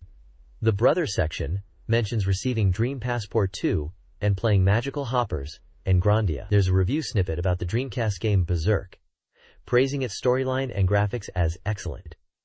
It expresses anticipation for a game version faithful to the original story. There's a user comment about initially not wanting to submit illustrations, then overcoming shyness to contribute. The cat section includes user comments expressing excitement about Dream Passport 2 and talking about wanting to play Megadora and Magical Hoppers. One reader mentions receiving 10 points in a Dreamcast software review for Deskazu 2, expressing surprise and happiness. Another user shares a story about going to a game store and encountering an older person engrossed in erotic game magazines. The page also features a promotional section for Dream Passport 2 free distribution, with a cartoon drawing. It describes the Usugemaki sister, Usugemaki brother, and Usugemaki cat characters and their personalities, mentioning they are in charge of the Cat Ears Talk Corner. This page features reader submissions and illustrations. In the Uzumaki section, one reader proposes a shooting game using voice recognition for the Dreamcast, noting that Sega's Geist T-Force seems delayed, and suggesting making it more interesting with voice control, like saying, Amuro Ikimasu, to start the game, or using voice commands for weapons. Another submission discusses game graphics, stating that polygons aren't everything, and that human emotion is more important than just looks and characters. The Gudo Kita Kono Hitokoto section highlights a memorable game quote, "Don't cry, you idiot," from Fantastic Sea-Star Century, which is likely referring to Phantasy Star Online. The reader was moved when two characters lamenting their parting said this line during the ending. There's a 4-panel comic called Sonic Lure's Secret, featuring Sonic fishing. The Illustration Garden section announces the theme for submissions: Appetite, Physical Strength, Autumn of Art, showcasing reader illustrations with brief comments, including a yogurt-themed art, a girl in a sailor hat design, and a mermaid illustration. Finally, there are also advertisements for Gundam model kits, specifically the Gundam Test Type 3 RX-78GP03 Dendrobium and Mobile Suit Gundam RX-78GP03 SS Daemon. Another reader illustration features a vampire-like character holding yogurt. Dreamcast Magazine's Real Image Go section highlights reader contributions centered around Soul Calibur. This includes cosplay photos of characters like Mitsurugi and Sophidia. A Q&A corner features a cat character, Boo Boo, answering questions. One reader inquired about touching Boo Boo's paws, and the response suggested it's acceptable, but possibly not by men. Another questioned the definition of submitting to every issue via questionnaires. The section also showcases reader-submitted artwork and comments on various games and related topics. These submissions come from different prefectures in Japan, with drawings and comments reflecting game-related interests, character art, driving techniques, and discussions about the release of new games and different weather. Some artists express hopes for clear weather to avoid damaging their artwork. The Love Cafe section features fan art and comments, including a logo designed for Renta and a submission from Nagayama. A review of Black/Matrix highlights a female character and themes of friendship and relationships. The Unconfirmed Information Bureau reports game news and rumors, including a Monk's Room mode in World Neverland 2+, Elnea Kingdom, and Iris's retirement in Sakura Wars 3. It also mentions details about Desperia 2's final boss, various SNK vs. Capcom games, and other titles. A Pop-in Controller La rejection is noted. Reader submissions are accepted via postcard, using black ink only. The Reader's Voice/Dreamcast Live section showcases fan art and comments, including discussion of Dreamcast games and presents. This page is an advertisement for the Shining Force 2i official setting data collection and Shining Force 2i trading card game. The data collection book is A4 size, 248 pages, full color, and includes an A3 poster, priced at 2,800 yen. It features scenarios from parts 1 to 3 of the game, character profiles, settings, in-game illustrations, creator interviews, and posters. The trading card game features over 120 card types, including character cards, movie cards, illustration cards, and special cards. Packs are priced at 380 yen each. This page is an interview feature focusing on the animation adaptation of Taiyo Matsumoto's manga, Tekken Concrete. The interview is with director Koji Morimoto and discusses the animation style, which they are consciously making different from typical beautiful girl character anime, aiming for something unique. They are using CG animation, but want to avoid the robotic look often associated with it, striving for a fresh and original feel.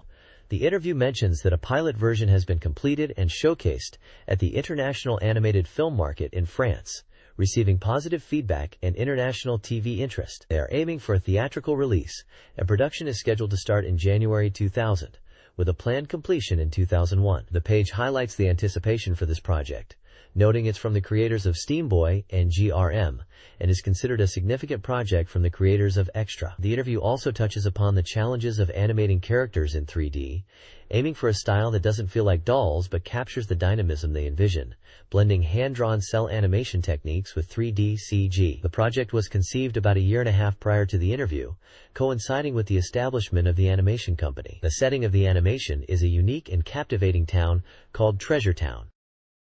This page is an interview with a producer discussing the future of animation and their company's goals to create unique, CG works not commonly seen in Japan or overseas. The producer highlights the integration of motion capture with traditional animation techniques to achieve high-quality visuals, similar to what is being done overseas. The interview touches on upcoming projects including Steam Boy by Katsuhiro Otomo, a steampunk animation set in 19th century England, and GRM by Mamoru Oshii, described as a new type of visual work aiming for a 2000 release. The page also mentions Iron Concrete, a manga which is known as Black and White in the US, and Amer Beton in France.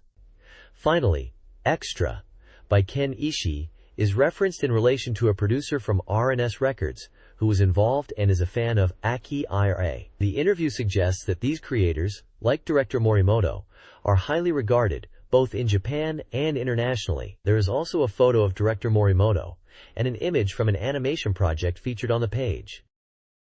This page is a comic strip titled Something Yoshimatsu Theater, where characters representing game consoles are humorously discussing Sega games and the Dreamcast. They declare Sega games are the best and refer to the Dreamcast as a cyborg. Characters discuss next-generation consoles, game styles like live-action and anime, and mention the raging Dreamcast and Golden Eagle. The editor-in-chief's highlights are mentioned, while a character representing Sony reacts with surprise. The comic suggests a rivalry and hints at a showdown in the next issue in a Showa-era professional wrestling style. This page is the front cover of the Marionette Handler Special Guidebook. It is advertised as a special feature just before release, and an introductory guide for becoming a puppet master. The guide is for the game Marionette Handler, which is described as a programmable, small robot battle simulation game. The contents include introductions to all 6 marionette types, setup explanations, an introduction to programming, and information on the MB tournament. It is published by Micronet for Dreamcast in 1999. The next page introduces Marionette, an online shopping game with 6 types of customizable marionettes. The page details 3 types. Type I, Burst Power Enhancement type, Type 2, Attack Power Enhancement type, and Type 2 I average normal type. Type I emphasizes speed and burst power by minimizing armor, excelling in hit-and-away tactics. Its radar chart shows high speed and burst power, average attack, and low defense. Type 2 boosts attack and load capacity, improving front defense, making it suited for head-on collisions with heavy weaponry. Its radar chart highlights high attack, load capacity, and front defense, but lower speed and burst power. Type 2I is described as an all-rounder with balanced abilities, suitable for any situation and adaptable to player preference through parts and programs. Its radar chart shows balanced stats across attack, defense, speed, burst power, and load capacity. Dreamcast Magazine introduces Marionette Handler, showcasing 3 mech types. The TYPE-4 is a balanced, close combat fighter with strong attack and front defense. The TYPE-6 prioritizes speed and agility, excelling in close combat through maneuverability. The TYPE-5 is a heavily armored tank, emphasizing attack and defense at the cost of speed. Each marionette has 16 color variations for customization. The page highlights strategic choices based on playstyle, as players select their preferred mech type. This page is about Senki Taisen Marionette Company, a mech customization game. It details the marionette setup, showcasing how players can customize their mechs with various parts and weapons to expand their combat capabilities. The page outlines different categories like main weapons such as laser revolver, rocket gun, shotgun, beam rifle, missile launcher, submachine gun, and needle gun. It also describes head parts, including the CPU, radar, and memory, as well as body parts like the main motor and energy pack. The page walks through the setup process in 3 steps: machine selection, weapon selection, and part selection, showing in-game screenshots of the customization menus and explaining the importance of strategic choices in weapon and part selection to create a balanced and effective marionette. This page from the guidebook delves into the equipment and customization options in Marionette Handler. It showcases various weapon types categorized as sub-weapons, which are close combat weapons, and explains the differences between them in terms of attack power and range. Melee weapons highlighted include the VEM knife, a vibrating blade knife, Power Knuckle for powerful punches, X Spear, a retractable spear, Laser Sword, a laser-based blade, Stun Gun Knuckle for electrical attacks, and Battle Blade, a saw-like blade.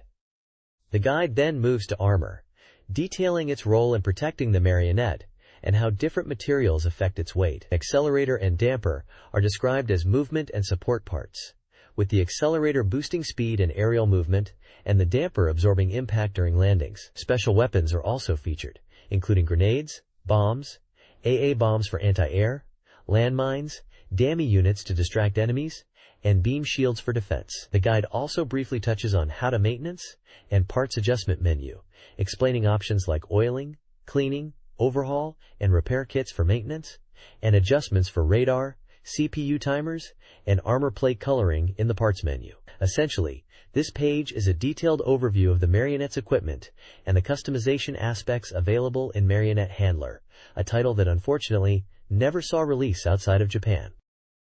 The next page is about the Marionette program in Cybertroopers Virtual-On Oratorio Tangram. This section explains the game's programming system using program chips to automate your marionette's actions during battle. It details strategies like moving to the center of the field at the start of a match and attacking enemies once located. The page shows examples of program chip sequences and explains different types of chips for movement, like setting movement distances, rotation angles and jumps, and attack chips for weapon selection, including main, sub, and special weapons, and setting attack parameters. It's a guide to understanding and utilizing the program chip system to enhance your combat strategies in Virtual Epon Oratorio Tangram.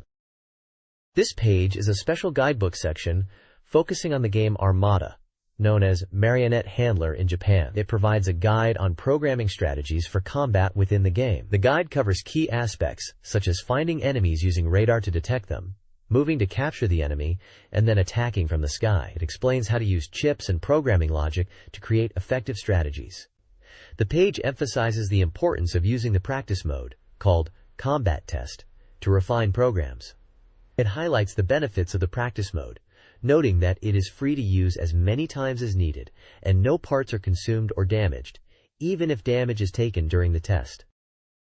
This page advertises the Marionette Battle Grand Tournament for Dreamcast, starting on Thursday, July 29, 1999. It's aimed at marionette handler players, calling for the strongest doll users to gather. The page details 2 tournament types: shop-sponsored tournaments, which are held at various shops and are open to anyone, and official tournaments, organized by associations and requiring pre-registration and higher skill levels with potential prize money. 3 rule sets are outlined.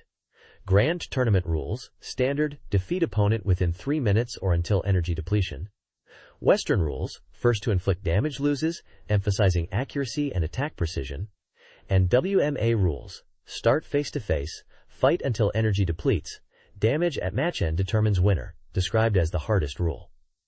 Participation guidelines mention that official tournaments are for high-level players, and participants might need to meet certain criteria to participate. A key point of caution is that participation in official tournaments requires purchasing the Dreamcast software Marionette Handler beforehand. Micronet Marionette Handler is announced for release on July 29th, priced at 5,800 yen, and supports 18 players. A screenshot of the game is featured, showcasing the mecha action.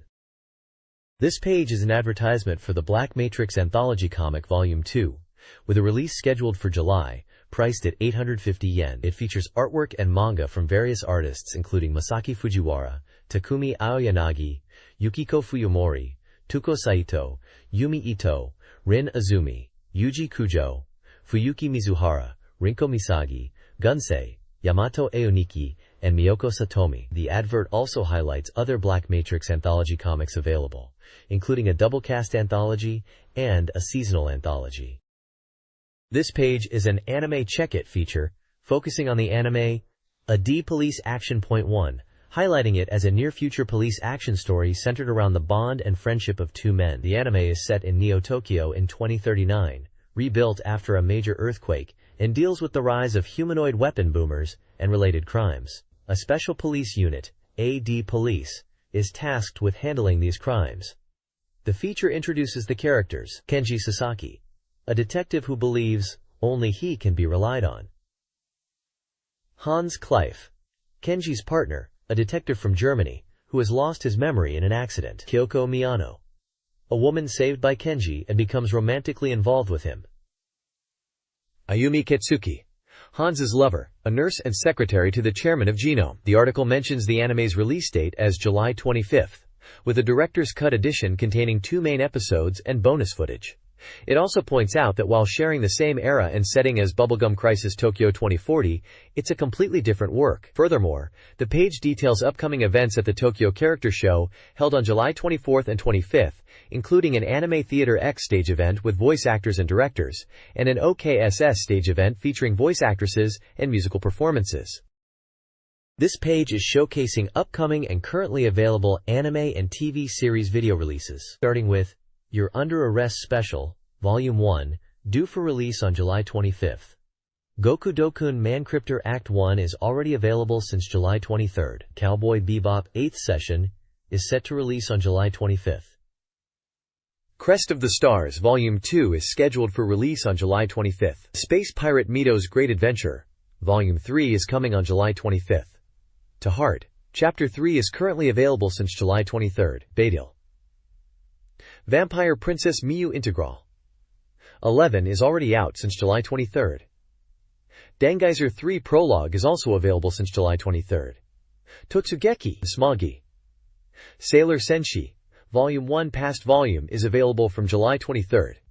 A compilation video called Tokyo Movie Anime Theme Song Collection, Big Collection Volume 2 19,741,980 will be released on July 25th, featuring 27 theme songs from 17 TV series and 8 theatrical works from Tokyo Movie Shinsha. The page also highlights Lupin III, the first series from 197,172, currently airing on Animax on Sky Perfect TV every Wednesday and Saturday evenings. It mentions the show is popular with a wide audience, despite having initially lower viewership ratings during its original broadcast, consisting of 26 episodes in total. Lastly, Space Sheriff Gavan is being broadcast on Family Gekijo on Televike TV and Sky Perfect TV cable every Saturday evening. The series originally aired in 1982 and is considered a pioneer of the Metal Hero series, featuring 44 episodes in total.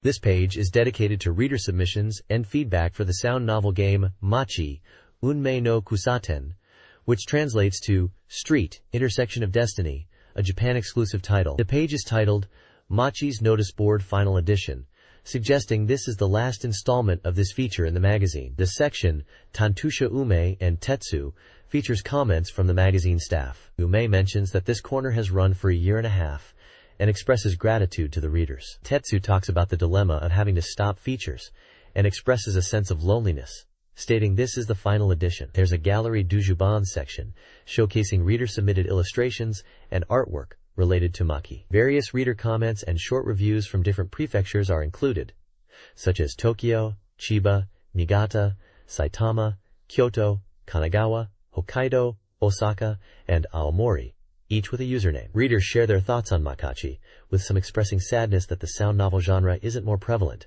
and happiness at being able to share their love for Makachi through this notice board. Some discuss their experiences playing the game and their favorite aspects. One reader mentions enjoying the Masachi 2 notice board and hoping for its revival, suggesting there was a previous version or anticipation for a sequel. The overall tone is celebratory of the Machi community and somewhat nostalgic, marking the end of this reader contribution section. There are no game screenshots on this page, but there are small chibi-style illustrations and portraits of readers. This page highlights Machi, Unmei no Kusaten, a Chunsoft visual novel adventure game released only in Japan. It features a roundtable discussion with the scenario writers of Machi, focusing on their experiences during development, the game's scenario creation process, and the challenges they faced. A scoop section reveals a hidden secret. There are 7 secret characters in Machi. These names were chosen from lucky applicants of a pre-release campaign. The article lists the 7 hidden character names, which can be input into the game to unlock them in the scenario on the 5th day in the game. The names are Yamasaki Toshishisa, Ikeda Akio, Nakamura Tomoko, Ono Takafumi, Haginosaki Tomomi, Honda Noriko, and Masumi Takashi. A fan popularity ranking for Makachi characters is presented, based on a reader poll. The top character is Amemiya Kijima, followed by Takamine Ryushi and Shinoda Masashi. The ranking also lists Aomushi, Sagiyama, Hosomi Keiko, Doyubi, Tsuyubi, Nichiyubi, and Ichikawa Fumi, and 2 others.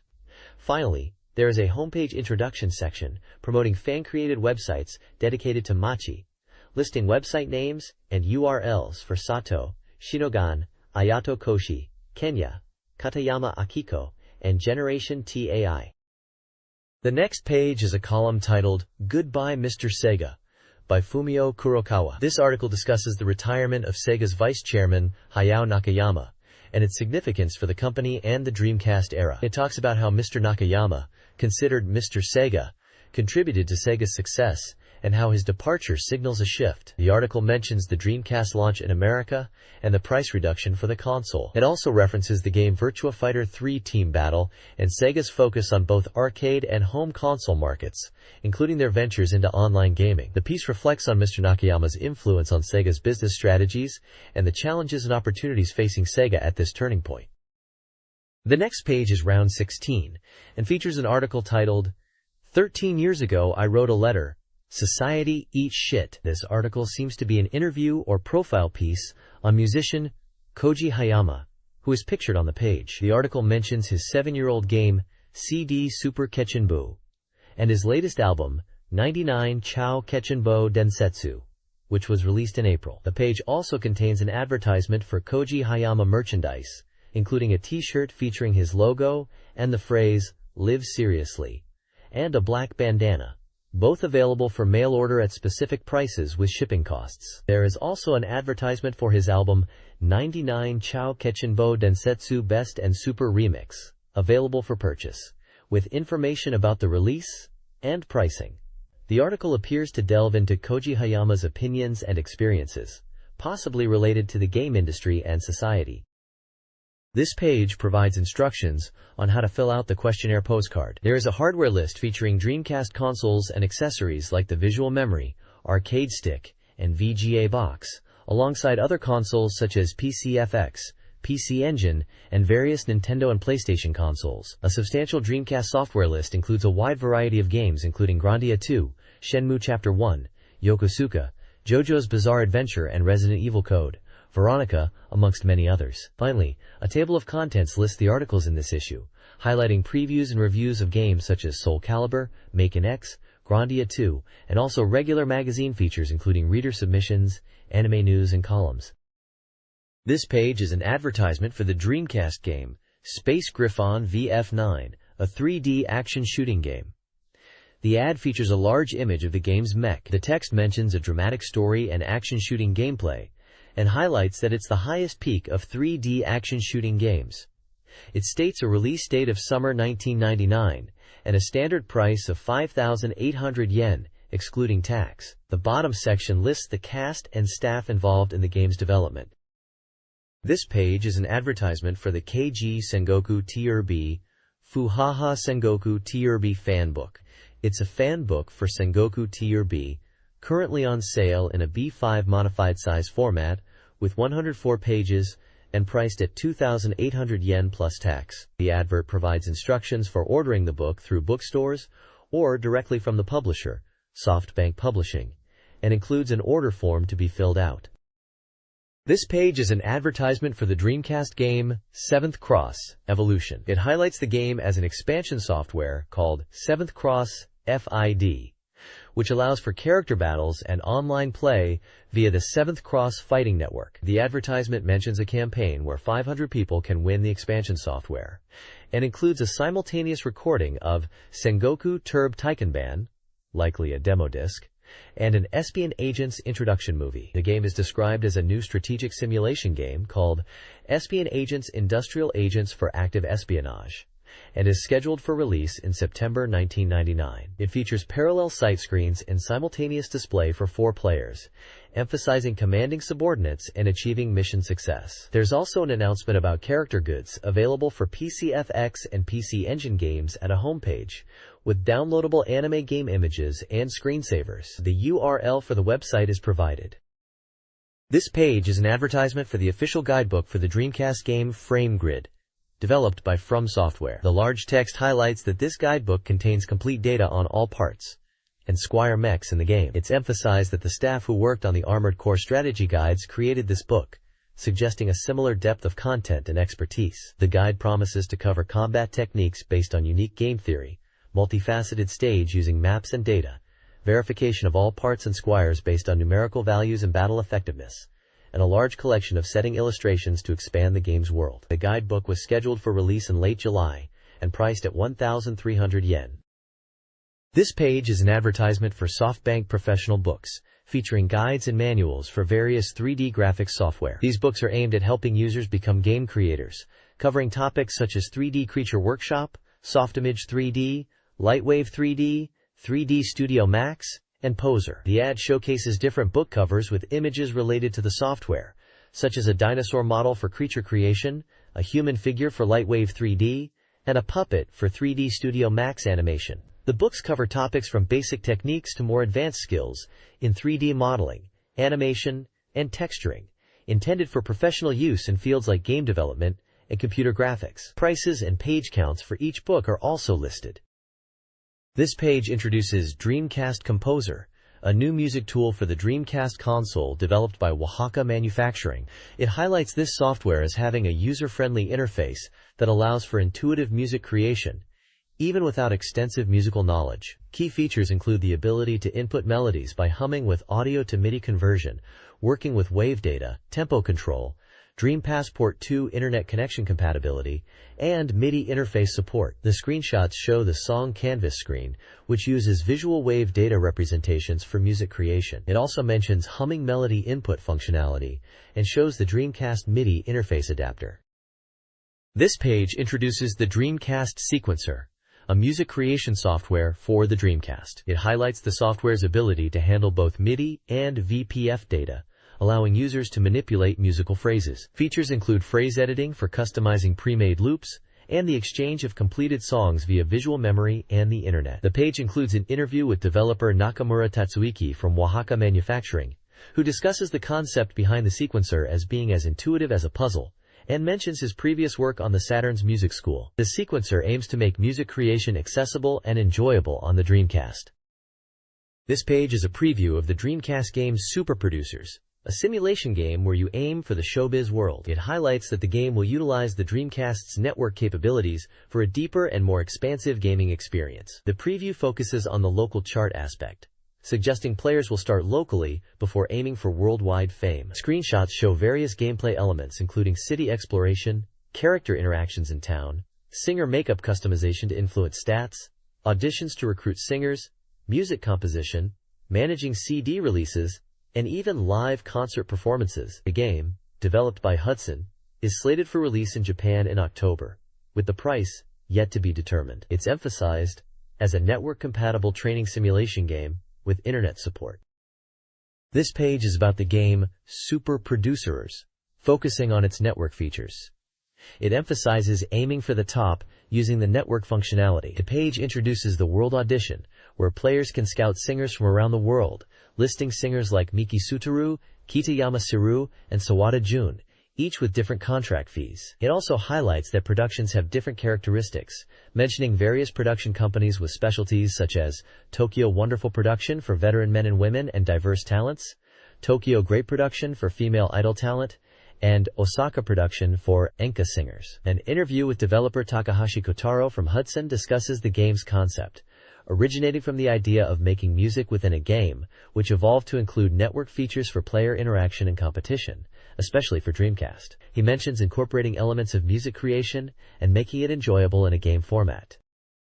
This page is about the Dreamcast game World Debut, where players raise a singer and compete in online world charts against other players across Japan. The game involves creating music and developing a singer.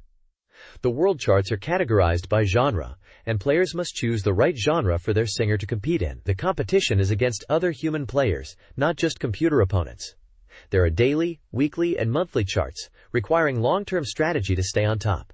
The page highlights that songs and singers are treated as separate entities in the game, and even if a player doesn't need a singer anymore, they can return them to a network production for other players to scout. The page also mentions potential collaborations with late-night radio programs and events inspired by the game, including large-scale events and radio show tie-ins, where listeners could raise singers together. Screenshots show the World Debut menu, a world chart ranking screen displaying different music genres, and a visual memory save screen indicating that player-singer data can be saved. This page details the network features of a music creation game, possibly from the Super Producer series. It explains how players can interact in a network environment. One key feature is releasing singers. Players can release singers from their production, and in doing so, they receive transfer money. Other players can then scout these released singers for their own productions, again resulting in transfer money for the original player. This system allows for in-game financial benefits through player interaction. Another network feature is Session. Players can register singers for sessions, essentially setting up online performances with other players' singers.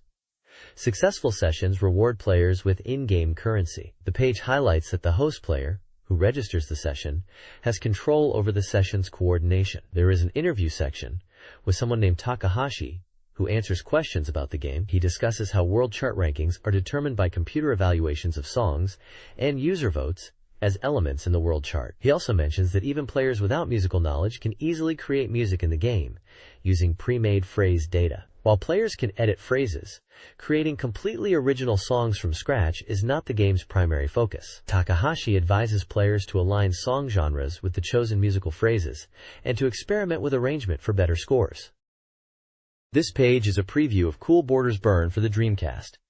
It highlights the game's enhanced graphics, smooth 60 frames per second animation, and dynamic gameplay. The article details several game modes, including Free Ride mode, where you clear courses within a time limit while performing tricks, Super Pipe mode, a half-pipe mode with high walls for big air and dynamic riding, Extra Time mode, where you earn extra time by performing tricks between checkpoints, and Attack and Break, where you can break obstacles and even shortcuts.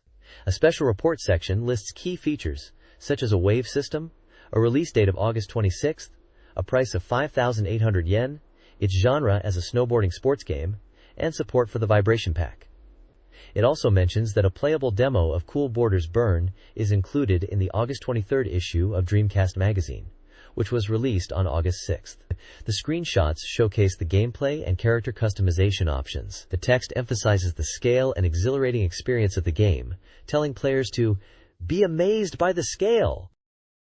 This page is a course introduction for the snowboarding game Cool Borders. It showcases two courses, Mountain Review and Emerald Forest. Mountain Review is described as a course set in a mountainous town area. The review mentions that it is easy to understand where to go, though there are branching paths. It highlights features like riding alongside sheep, going through houses and caves, and aiming for the goal. It mentions using slopes for jumps to reach rooftops and hidden areas, emphasizing the dynamic gameplay possible on this course.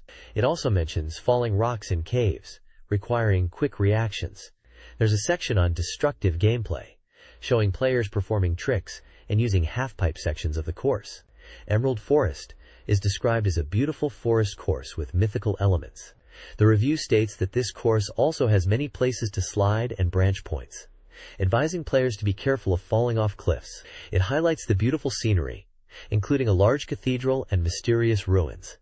The course features a rope bridge section and mentions various gimmicks and surprises. It mentions jumping between different course levels in a shrine area. The goal area is described as being within the shrine.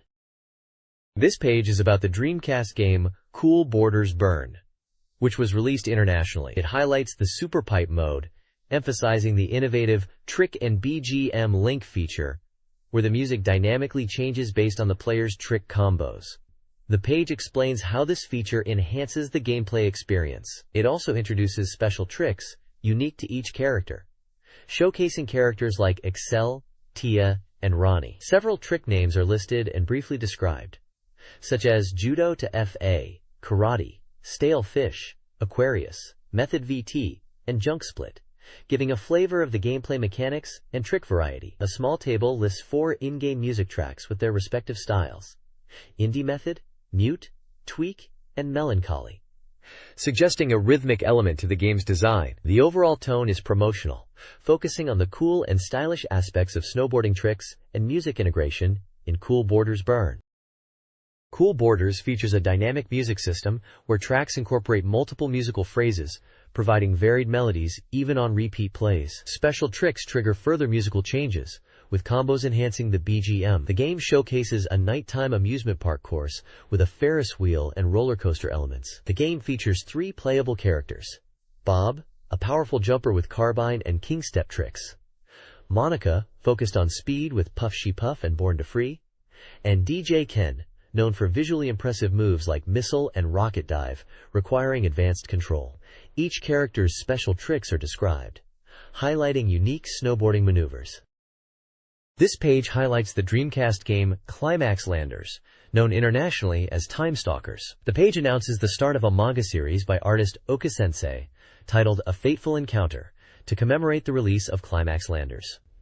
It mentions that Climax Landers is a dungeon RPG where players will explore a chaotic world with the main character Sword and other unique individuals. The game details include that it is a Sega RPG, the release date has been changed, the price is 5,800 yen, and it supports visual memory, the Rumble Pack, and VGA boxes.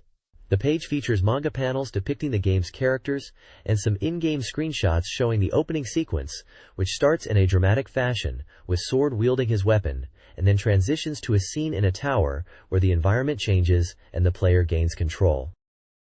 This page details gameplay elements after clearing the Clock Tower dungeon in an RPG. It mentions that after completing the Clock Tower, which serves as a tutorial to learn the game's systems, players can explore areas like Ruluan Square, a central hub where players manage items and prepare for future dungeons. Quests become available at Neumann's house after the Fire Mountain Cave is cleared. The page highlights the main scenario, Fire Mountain Cave, where players can capture monsters to build their party after mastering the capture skill from the Clock Tower. It emphasizes playing quests within the Fire Mountain Cave, requiring different strategies for each quest. Finally, it teases progression to the next dungeon, suggesting players should improve their skills before moving on. In the top right corner, there's a manga strip to commemorate the release of Climax Landers, although the game itself is not explicitly discussed on this page.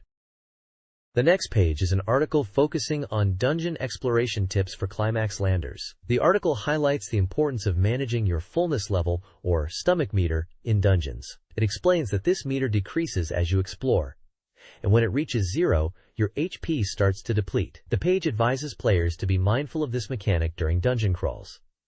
The article also gives advice on items to carry in dungeons. It recommends bringing essential items such as healing fruit to fully restore HP, stamina recovery fruit to restore 30 VIT, breadfruit to recover 50% of fullness, escape fruit to escape from the dungeon. The article also suggests bringing weapons and armor, emphasizing the importance of being prepared for combat and leveling up within the dungeon to increase item carrying capacity. The page features screenshots of gameplay, item lists, and character illustrations related to the game.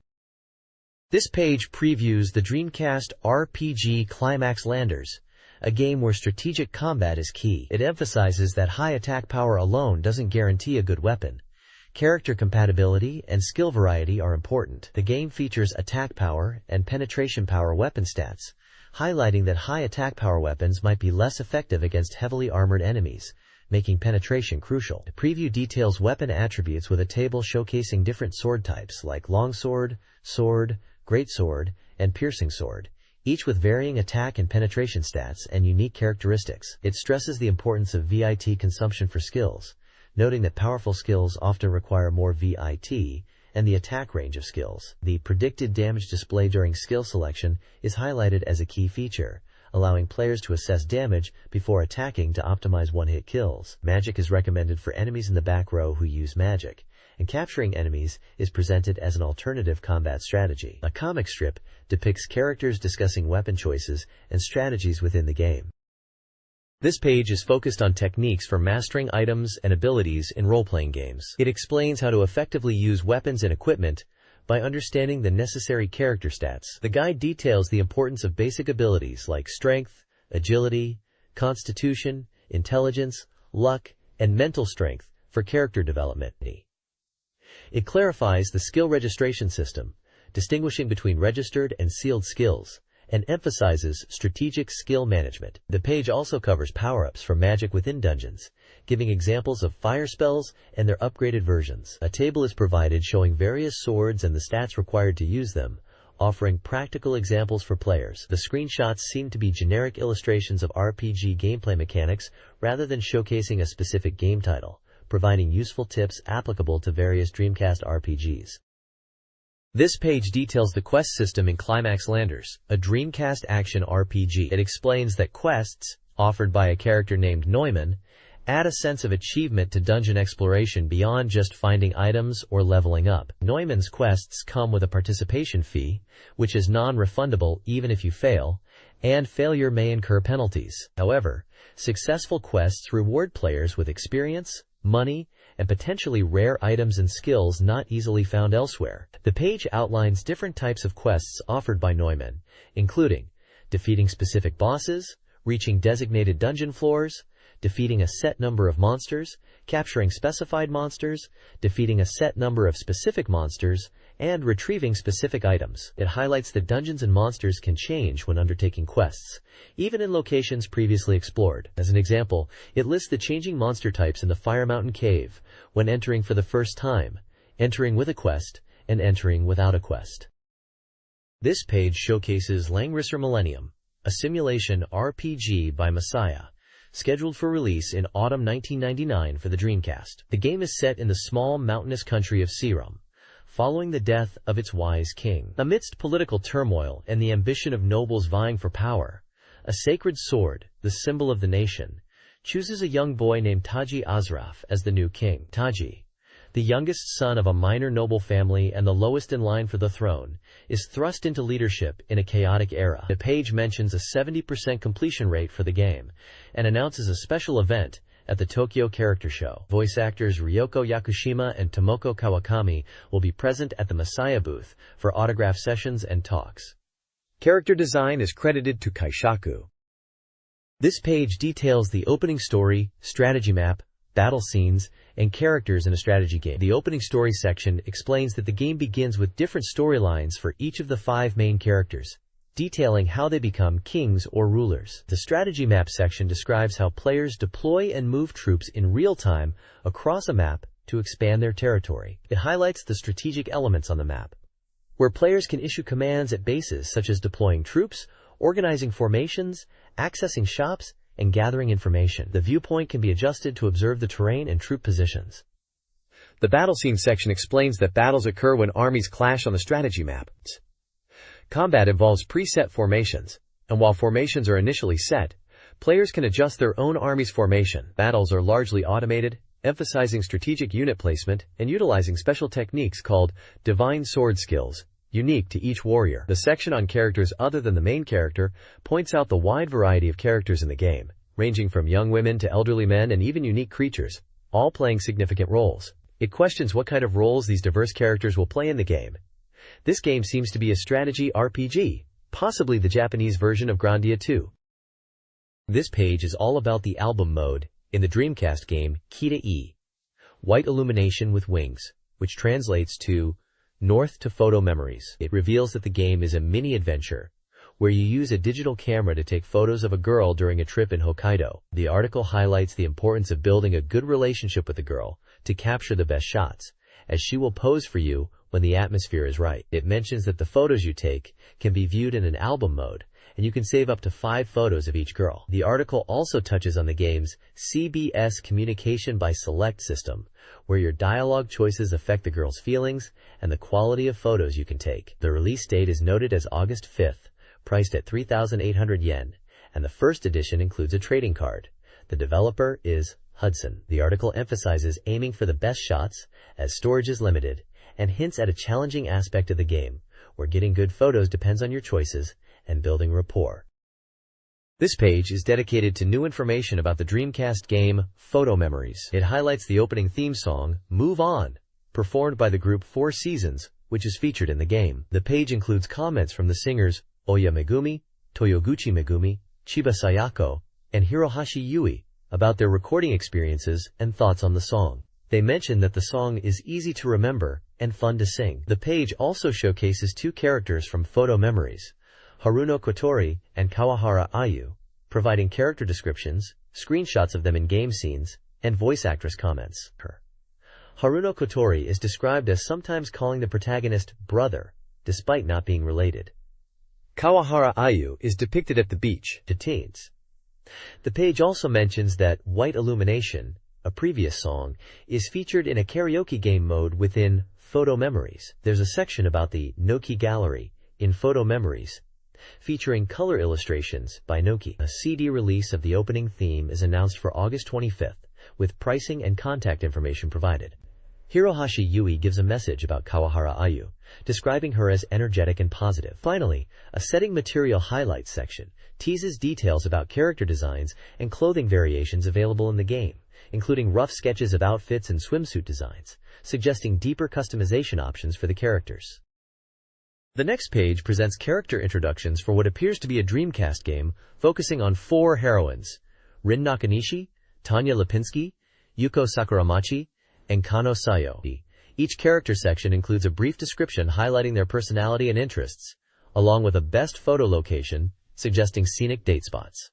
Rin Nakanishi is described as seemingly cheerful, but secretly lonely, with a passion for horse games and visits to Hidaka Ranch. Tanya Lipinski, a cheerful exchange student, enjoys nature and mountain climbing on an island. Yuko Sakuramachi is a bike and nature enthusiast who loves outdoor dates in places like Shiratoko and Kushiro Marsh. Kano Sayo is a sundered character who has matured and enjoys guiding the player to scenic locations, with memories of her family. Accompanying these character profiles are messages from their voice actresses: Megumi Toyoguchi for Rin, Maaya Sakamoto for Tanya, Emi Minami for Yuko, and Ayako Kawasumi for Kano, providing insights into their roles and character development. The page also includes sections on setting material highlights, showing development sketches and design choices for each heroine, indicating changes in their portrayal from initial concepts to the final game versions. The overall tone suggests a dating simulation or visual novel game, with a focus on character interaction and scenic locations.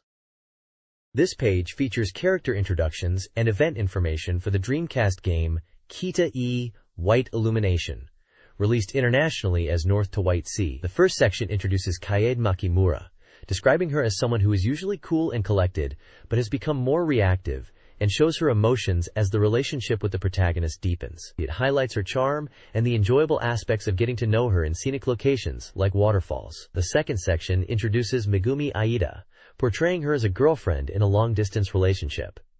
She is described as having a mature side beneath her childish exterior. The text mentions her happy reaction to being able to meet the protagonist in the photo memories scenario. It also mentions that her simple clothing design has hidden intricate details. The lower half of the page announces summer events and goods sales related to Kita-e, white illumination. There were events planned including character shows, radio public recordings, and advanced sales of goods like limited edition telephone cards, a theme song, See, De Move On, and a no-key illustration calendar. It also advertises Teku Teku Angel Dews limited edition models, which are digital pedometers featuring baseball team designs, noting they are regional limited editions for Kyushu, Chubu, and Kinki areas. The initial model plush toys are also mentioned to be available in Kita-e, white illumination. This page is about the Dreamcast game Cyber Team in Akihabara, Patapis. It's a friendship simulation game where you raise a patapai, a digital pet, and become friends with various characters. The game world is based on Akihabara. The page highlights features such as the ability to raise your own patapai, who grows and changes based on your interactions. You can develop friendships and collect heart points by interacting with your patapai and other characters.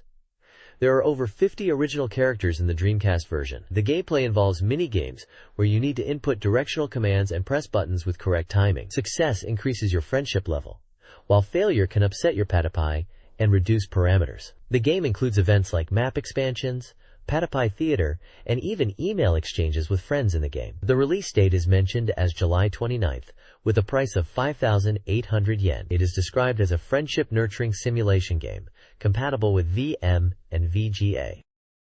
This page introduces a large cast of over 50 characters for a game, likely related to the Puyo Puyo series, as it features characters associated with Patapi. The page details several characters such as Seigi Inokashira, Ponta Kurihama, Kantaro Ukayama, Archimedes Watazuka, Sasuke Kamigawa, Platinum Kashimata, and Ponchi Takashima Daira, each with a short description hinting at their personality or role. Several event boxes describe scenarios within the game, including Students and a Dangerous Affair, Teacher's Secret, Serious Class President, Real Identity is a Ninja, World's Best Patapai Decision Match, Purebred Young Lady, and Study Machine and Patapai, suggesting a character-driven puzzle game with school-life themes.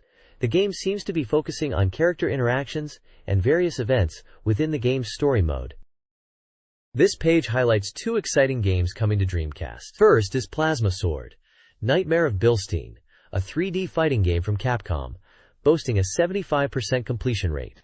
It's set to be released on September 9th for 5,800 yen and will support the Vibration Pack, VGA box, and arcade stick. The preview emphasizes the beautiful visual effects, faithfully recreating the arcade experience on Dreamcast. It mentions the depth and strategic elements of the 3D battles, unique characters, and the high-quality gameplay expected from Capcom. The Dreamcast version will feature an original mode, with a dedicated training mode for practicing combos and minigames. The second game is Super Heavy Machine Metal KIKIOH, a 2D fighting action title also from Capcom. The completion rate is still unknown at this stage. This game will support the Vibration Pack, VGA box, arcade stick, and VM. The description paints a picture of anime-style presentation, with demo scenes reminiscent of anime openings, and characters bearing title logos in an anime style. It focuses on giant robots, and promises a hot, intense fighting game experience in the classic Capcom style, with a nostalgic feel and a unique action game twist. This page showcases a section of the Dreamcast Soft Complete Guide, featuring illustrations of characters Andy Bogard, Mai Shiranui, and Yuri Sakazaki, all iconic figures from the King of Fighters and Fatal Fury series. The page lists several game titles with page numbers, including Frame Guide, World Neverland Plus Orude Kingdom Story, The King of Fighters, Dream Match 1999, Elemental Gimmick Gear, and Buggy Heat. This appears to be a contents page or a promotional page highlighting sections within the guide. The next page is focused on Frame Guide and delves into body part parameters. It explains that all parts have strengths and weaknesses, and there are no universally strongest parts. The initial parts you receive in the game are determined by your answers to 6 questions at the beginning. The page highlights the importance of understanding part parameters to customize your frame effectively. A table shows different head parts, categorizing them into standard, lightweight, and heavyweight types, and lists their stats for armor, destruction resistance, movement capability, and storage LF. Examples of head parts include sharp knife, knight masquerade, bolt head, sword collar, Harley tiara, rose crown, Ligier Golget, wing helm, Lydia crest, loading knife, Goliath, wireless helm, Minotaur crosshorn, and Spain archon. The table also provides suggested part combinations, such as Exiniet plus Licia or Bright plus Bright. The page emphasizes that heavyweight parts are generally advantageous for head parts, although this isn't a strict rule, and lightweight parts are viable if you compensate with mobility and strategic play. It mentions that even without lock-on, you can still hit enemies within weapon range by aiming visually, but locking onto distant enemies is challenging. This page is a strategy guide for the Dreamcast game Heavy Metal Geomatrix. It focuses on mech customization, detailing different body parts for the torso, arms, and legs, and how they affect gameplay, particularly in relation to energy recovery, efficiency, and mobility. The guide emphasizes the importance of considering energy recovery when choosing lightweight parts for aerial combat, and how energy efficiency is impacted by attribute compatibility. It also highlights mobility and operational limits as key factors when prioritizing mech agility. The page features tables listing various mech parts with their stats and recommended combinations for different playstyles. Screenshots show in-game mech battles. This page is a strategy guide focusing on weapon and shield parameters for Cybertrooper's Virtual Ion Oratorio Tangram. It emphasizes the importance of attribute compatibility in combat. The page details various weapon types like Skia Vorna, Soul Strike, Destruct Stia, Night Crusher, Falcon Arrow, Frisser, Royal Spear, and Ronkroim, providing tables that show their attack power, rapid fire, continuous fire, and energy efficiency across fire, water, wind, and earth attributes. It also lists recommended part combinations for each weapon. Below, another table presents different shield parts, such as Flame Leaf, Aether Guard, Cross Shield, Gothic Plant, Metal Blood, Lutran Shield, Spoon Tune, and Lawn Soul, along with their attack power, destruction resistance, impact resistance, and magic resistance, again with combination suggestions. The text advises players to choose weapons and shields based on their attributes and combat style. It also gives advice on defense, recommending early defensive actions to effectively counter attacks.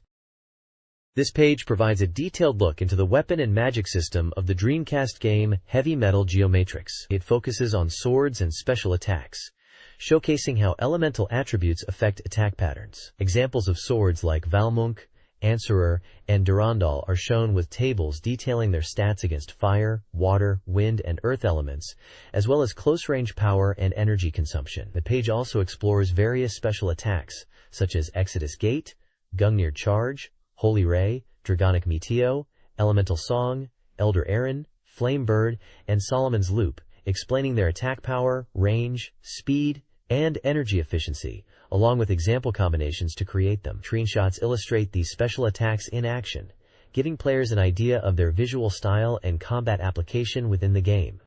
The page is essentially a guide on how to customize and utilize different weapon and magic combinations in Heavy Metal Geomatrix to suit various combat styles.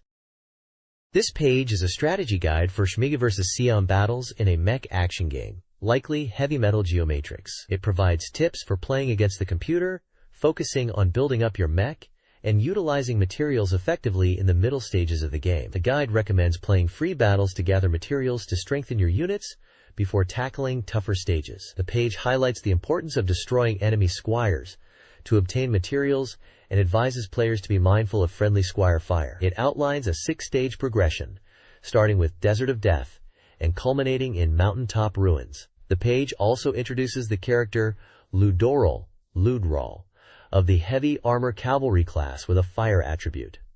His profile describes him as a Knight of the Ninth Order, aged 34, with an aggressive personality and weakness for alcohol. The guide details Ludrol's combat style, emphasizing close-range combat, barrier usage, and sword and magic attacks.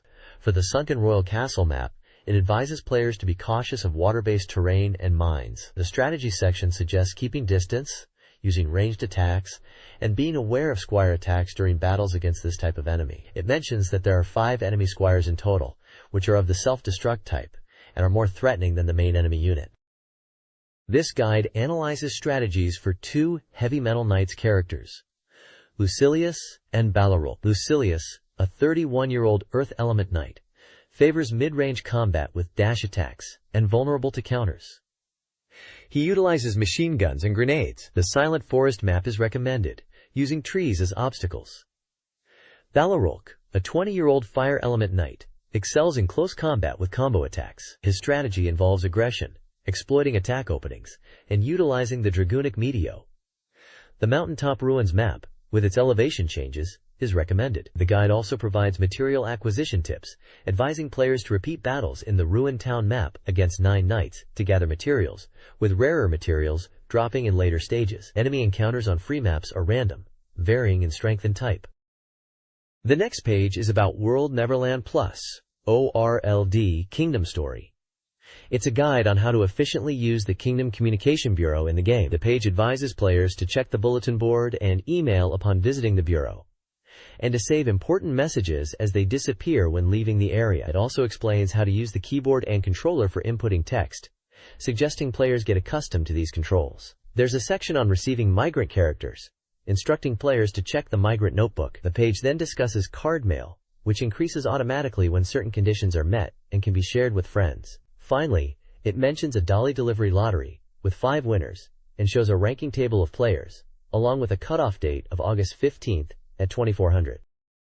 The next page is a strategy guide for finding treasured memos in the Dreamcast game Elemental Gimmick Gear, also known as EGG. It explains that memos are hidden in holes across the kingdom, and finding them rewards players with items and experience points. To find these memos, certain conditions must be met, such as being 8 years or older in-game, or reaching a specific rank with the parent force. The guide provides tables listing memo locations and the items you can get, categorized by different character associations like Traveler's House, Van's Fist, Dan, Julius's Eye, Seeker, Pete's Sword, Living Ones, and Old Lord Kingdom. A map is also shown highlighting memo locations and linking them to characters for easier navigation.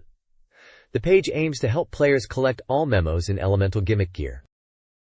This page is a strategy guide for the King of Fighters, Dream Match 1999 on Dreamcast, focusing on character compatibility in team battles. It details support attacks and how character relationships affect gameplay. The page features a large compatibility chart showing how different characters interact, marked with circles and crosses to indicate good, average, or bad compatibility. The article also explains game systems like feeling and variation, which influence gameplay, and the system, which is related to character selection order, and the FBS system, affecting gauge stock changes upon switching characters.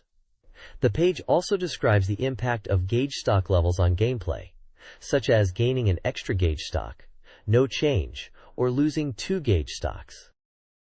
The next page is a strategy guide for the fighting game series King of Fighters, focusing on 3 specific characters: Kim Kafwan, Chang Kohan, and Choi Bounge. For each character, the guide provides advice on how to effectively use them in battle. For Kim Kafwan, it highlights the importance of jump attacks, low attacks, and utilizing special moves like the Hyenzan, Flying Swallow Slash, and Hangetsuzan, Half Moon Slash. It also details a combo starting with a jump B, followed by crouching A twice, and then crouching X into a strong skyscraper kick. VSCPU advice suggests using the Hyenzan kick and crouching A attacks, and countering aerial opponents with Hangetsuzan. Chang Kohan's section focuses on using his signature move, the Taikyu Dai Kaiten, Steel Ball Great Rotation, to apply pressure on opponents. It explains how to cancel this move and incorporate it into combos, showcasing a combo starting with jump B, crouching X, and then Steel Ball Great Rotation. VSCPU advice recommends using jump attacks and steel ball attacks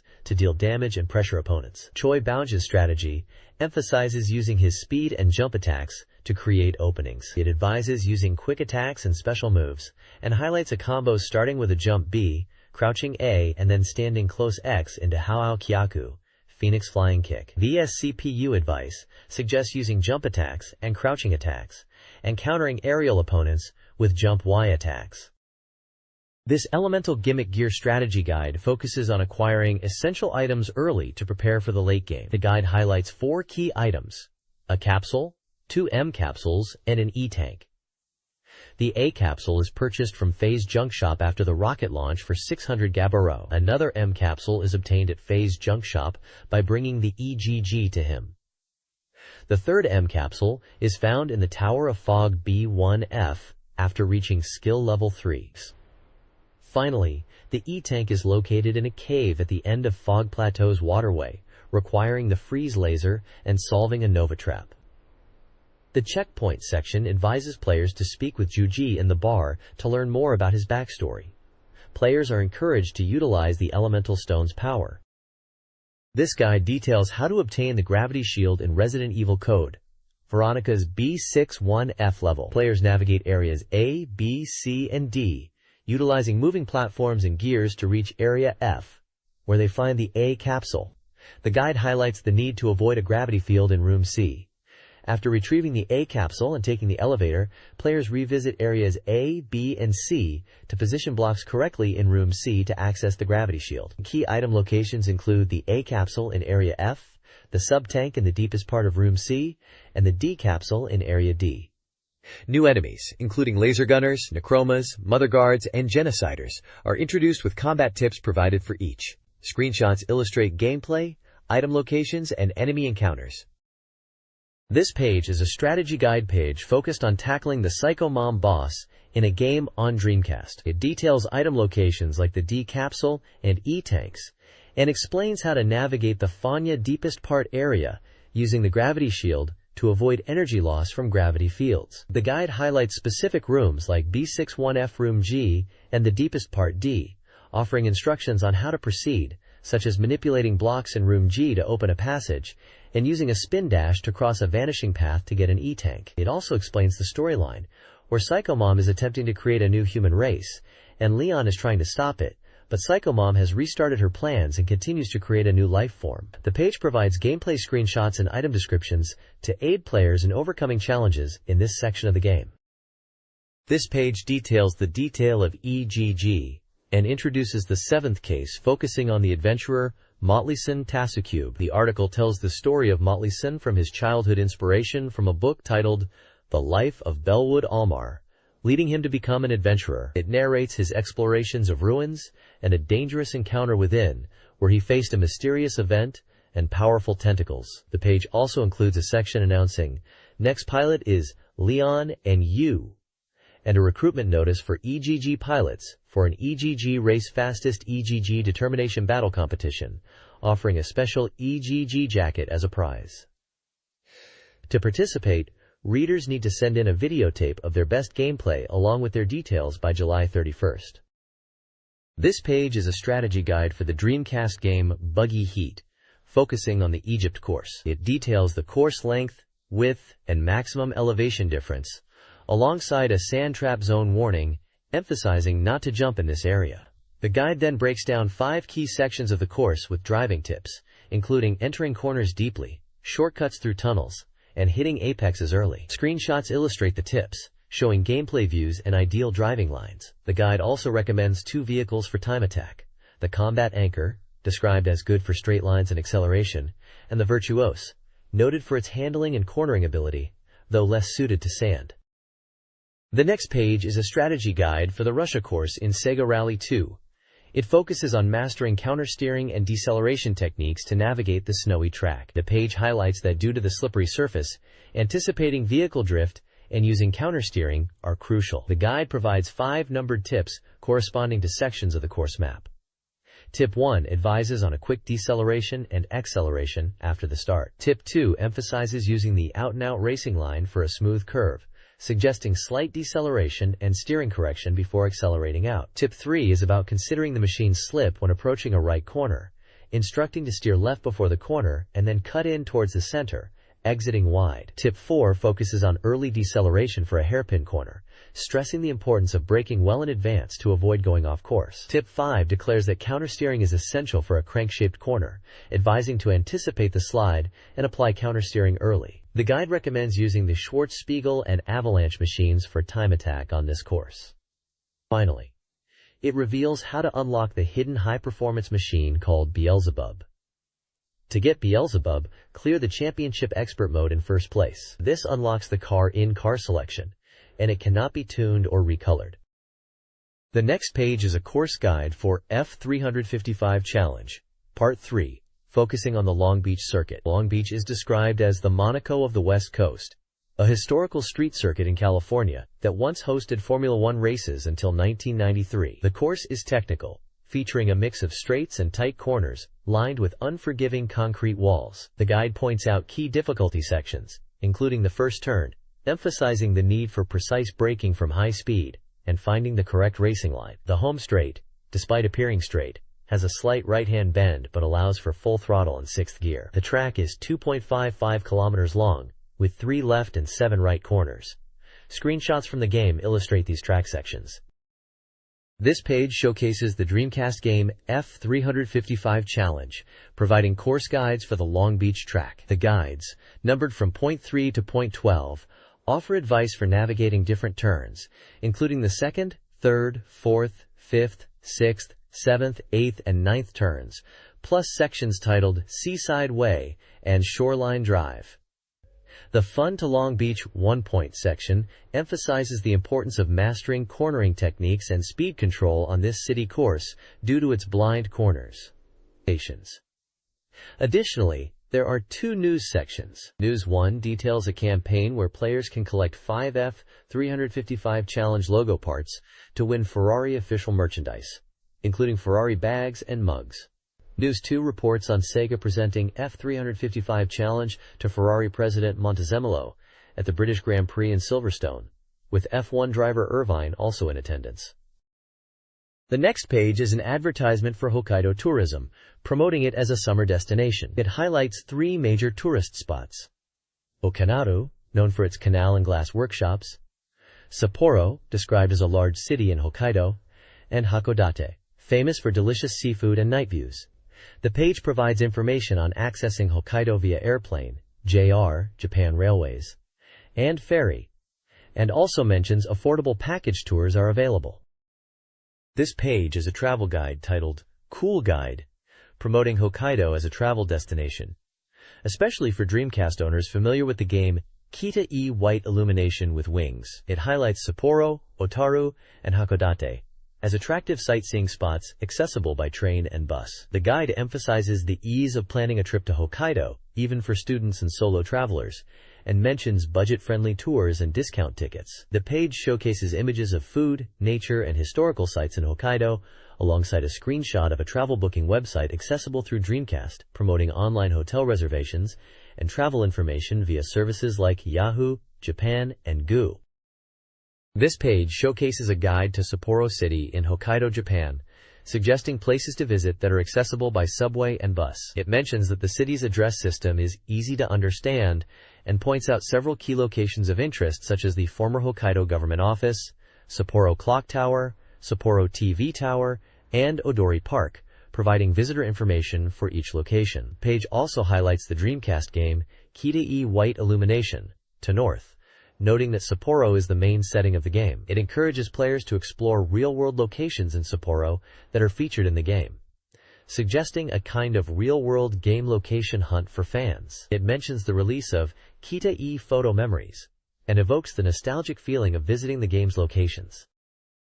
This page is a travel guide section from a Japanese magazine focusing on Sapporo in Hokkaido and its connection to Dreamcast games. It highlights Sapporo as a city with historical sites and emotional atmosphere, promoting it as one of Hokkaido's 3 major tourist destinations. The page details several sightseeing spots in Sapporo, including Nakajima Park, Asahiyama Memorial Park, Hokkaido Village of Pioneers, Maruyama Park, Hitsujigaoka Observation Hill, and Mount Moiwa Observation Deck, providing addresses, phone numbers, opening hours, and entrance fees for each location. It explores the idea of visiting Sapporo locations that are similar to those in Dreamcast games, specifically referencing Odori Park and the Sapporo TV Tower, suggesting these might be confession spots within a game context. It discusses whether Sapporo spots are actually walkable in real life, mirroring in-game exploration, and mentions a countdown event possibly happening on the TV tower screen. The page essentially links real-world Sapporo tourist attractions to the experience of playing Dreamcast games set in urban environments, encouraging readers to visit these locations. This page introduces shopping and dining locations in Sapporo, Hokkaido. It features several spots, like Sapporo Factory, a shopping mall built in a converted beer factory, and Nijo Market, a place to buy fresh seafood and melons. There's also Tea House Assam, specializing in authentic teas, Roy's Hiragishi Shop, known for Hokkaido's signature chocolate, and Beetlebaum, a cafe bar in Susukino. Mama Sapporo is mentioned as an Italian restaurant. The page highlights 2 ramen alleys in Sapporo, explaining there are actually 2 distinct locations. Featured is an interview section titled, Secrets of Location Scouting Revealed, with Takeyashita Koichi from Hudson, the developers of the game Kita-e, to the north. The interview discusses how Kita-e was created, revealing that actual location scouting with cameras and photography was used in game development. Takeyashita explains the process of using real locations for the game's environments, emphasizing the effort involved in time adjustments, and even using food props during shooting, jokingly mentioning he gained weight during the process. He notes that staff often frequent certain establishments, and that location scouting also involves visiting restaurants. The interview includes a picture of Takeyashita and a screenshot from Kita-e, showing a character in what appears to be a cafe setting, with a caption questioning if it's Beetlebaum, suggesting locations from the page are connected to the game. This page is a Sapporo city map, featured in a magazine which seems to be a travel guide related to sightseeing in Hokkaido. It mentions that for game development, in scenes with overlapping characters, Mr. Takeshita modeled in swimwear on the Shikotan coast for sea scene reference photos, and the water was very cold. The next issue will cover Otaru and Hakodate, and feature a market report focused on fresh produce, with the next issue on sale August 5th. This page showcases Sunrise Robot CG World Volume 21, featuring the new mobile report Gundam Wing Endless Waltz series, specifically highlighting the XXG-01D2 Gundam Death Scythe Hell. The page describes the Gundam Death Scythe Hell as a black mobile suit with large wings, fitting its God of Death name. It details that this version is from the OVA New Mobile Report Gundam Wing Endless Waltz, developed by Professor G, and is equipped with a hyperjammer to avoid detection by cameras and radar. It also mentions that after the original Death Scythe was destroyed, 5 scientists modified it into the Hell version, equipped with anti-beam coating, beam scythe, and an active cloak. The pilot is Duo Maxwell, and notes mention that the hyperjammer is used to disrupt enemy cameras and radar. This page is a fan page dedicated to the game Sengoku Turb. It highlights user-created content and goods inspired by the game. There are 2 info boxes detailing the original Sengoku Turb, an action RPG released by NEC Home Electronics on January 14th, priced at 5,800 yen for 1 player, and a fan disc titled Sengoku Turb Fan I Love Me Dunce Double Entendre, also by NEC Home Electronics, with a release date and price yet to be determined. The page features a section discussing appropriate and inappropriate things to say. It showcases various fan-made Sengoku Turb goods, such as stamps, stickers, keychains, and boards. A segment titled My Dream Special includes a fan-written story called Terror of the Concrete Man. The illustration ballpark section displays fan art submissions. Finally, there is information on how readers can submit their own content to the magazine. This page presents a manga episode for Evolution Eternal Dungeons, titled Episode 14 and illustrated by Ueda. The story centers around financial troubles and humorous attempts to make money. The old man, possibly the head of the household, is lamenting mounting debt.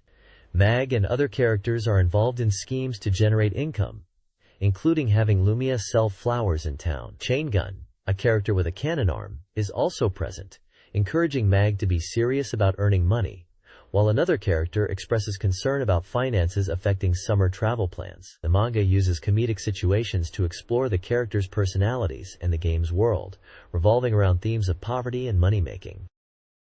This page is an advertisement for the Sengoku TRB Fuhaha Sengoku TRB fanbook. It highlights that the book includes illustrations by Katsuyuki Terada and easy-to-understand explanations for newcomers with special guest commentators. It also mentions delightful comments from Melina's model and Jin's real-life person, and teases the reveal of Afuchan's true identity. The advertisement encourages readers to also purchase the Sengoku TRB game software, and provides purchase information for ordering the fanbook through bookstores or directly from the publisher, SoftBank Publishing, detailing the price, page count, and size.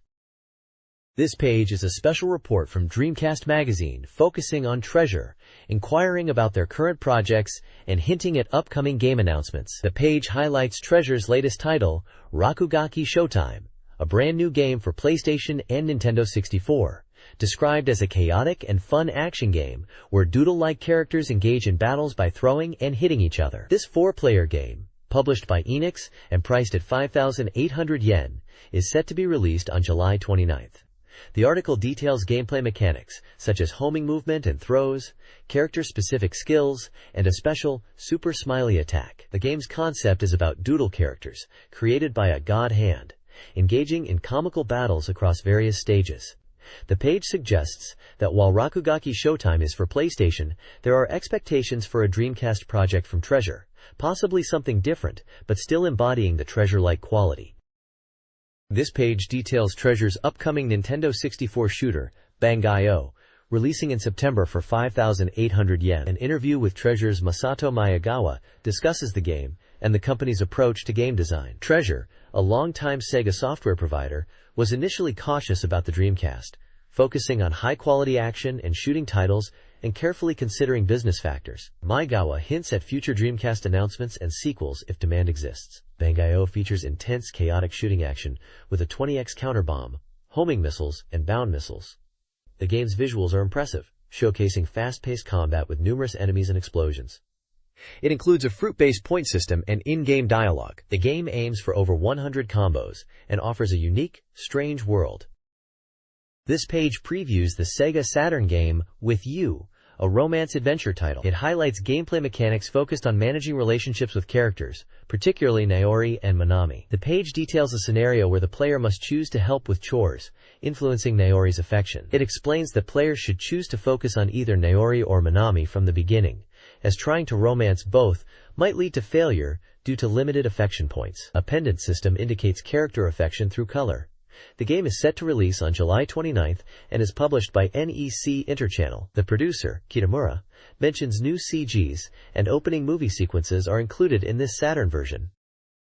This page previews the Dreamcast game, Doki Doki Pretty League, showcasing various gameplay aspects and character interactions. It highlights events like negotiating with the character Yae, study sessions, and date scenarios including skating. The page spotlights several characters: the energetic duo Yoko and Yoko, the fashionable junior Miyoka-chan, and the mysterious international student Chamuna, focusing on the dating sim elements of the game and the diverse characters players can encounter. This text outlines key events involving Naori Hikawa, from the visual novel to Heart. Events include encountering Naori in a Myanmar outfit, May 31st, her dream of being a nursery school teacher, June 1st, and her supportive encouragement before a competition, June 9th. Further events involve the importance of moderation and practice, June 14th, Naori acting flirtatious, June 17th, a date at an amusement park with a haunted house, June 21st, and a critical decision regarding the player's romantic feelings for Naori, June 22nd, 6 months into their relationship. These events highlight Naori's personality, her aspirations, and the player character's evolving relationship with her. This page chronicles key events in a narrative focused on Naruse Manami, likely from a romantic game. The events detail the developing relationship between Manami and the protagonist. Key moments include a folk museum visit, gratitude for vegetables, a bookshelf mishap leading to physical closeness, such a clumsy welcome, a near-miss incident involving a falling flower pot, intentional or accidental, a school ghost story event, Heart, Memories Combined, offering a chance to reconnect, a beach trip before the official opening, finally Manami and the First Summer Sea, a reflection on changing feelings over time, things that change and things that don't change, and anxieties and communication issues, the fraying bond between two people. These events, accompanied by Manami's commentary, highlight the importance of choices and communication in navigating the relationship, with potential for a bad ending if trust isn't maintained. This page presents an intermediary report on an illustration and popularity poll, alongside news about an industry-shaking new product. The page features the KOF character popularity ranking, with Iori Yagami at number 1, followed by Kyo Kusanagi, Mai Shiranui, Benimaru Nikaido, and Leona. A new product announcement details a Neo Geo Pocket Color Hanshin Tigers limited version console, a special edition themed after the Hanshin Tigers baseball team, set to release on July 29, 1999, for 8,900 yen, and mentions the game Neo Poge Professional Baseball. There's also a color illustration gallery showcasing fan art, and a campaign called Make an Original Line and Get a Watch, which is a contest where you can create original lines for King of Fighters characters to win a Seiko Air Pro SNK Original Model KOF watch. Lastly, the page shows an example of a move list, seemingly for a fighting game, likely related to King of Fighters, detailing button inputs and damage values. This page is about the upcoming Neo Geo Pocket Color card game, SNK vs. Capcom, Card Fighters Clash. This card game project brings together characters from both SNK and Capcom universes, featuring over 300 different cards. The game has a story mode, trading, and battle modes. It highlights that there are two versions of the game, an SNK supporter version and a Capcom supporter version, with the starter packs containing 50 cards each. The page showcases various character cards with BP and SP stats, and examples of gameplay screens are also shown. The release date is scheduled for summer 1999. This page is the front cover of Dreamcast Magazine, issue 8/6, priced at 980 yen. It is advertising a 2-disc GDROM set that comes with the magazine, containing demo versions. The cover highlights two games in particular, Cool Borders Burn and Soul Calibur. The text also emphasizes experiencing the appeal of games directly through these demo discs, with a special focus on the Soul Calibur Experience version. This page features the Dreamcast Magazine Weekly Dream Astrology section for the week of July 23rd to 29th. It provides horoscope readings for each zodiac sign, covering general luck, money, health, love, and work. Each sign has advice and star ratings, along with separate predictions for men and women, each represented by cute animal illustrations. This week's Lucky Person section mentions Sophie Richards from the game The House of the Dead, and notes that she was born on July 21st. It suggests focusing on expressing your feelings directly, like the love demon from the game.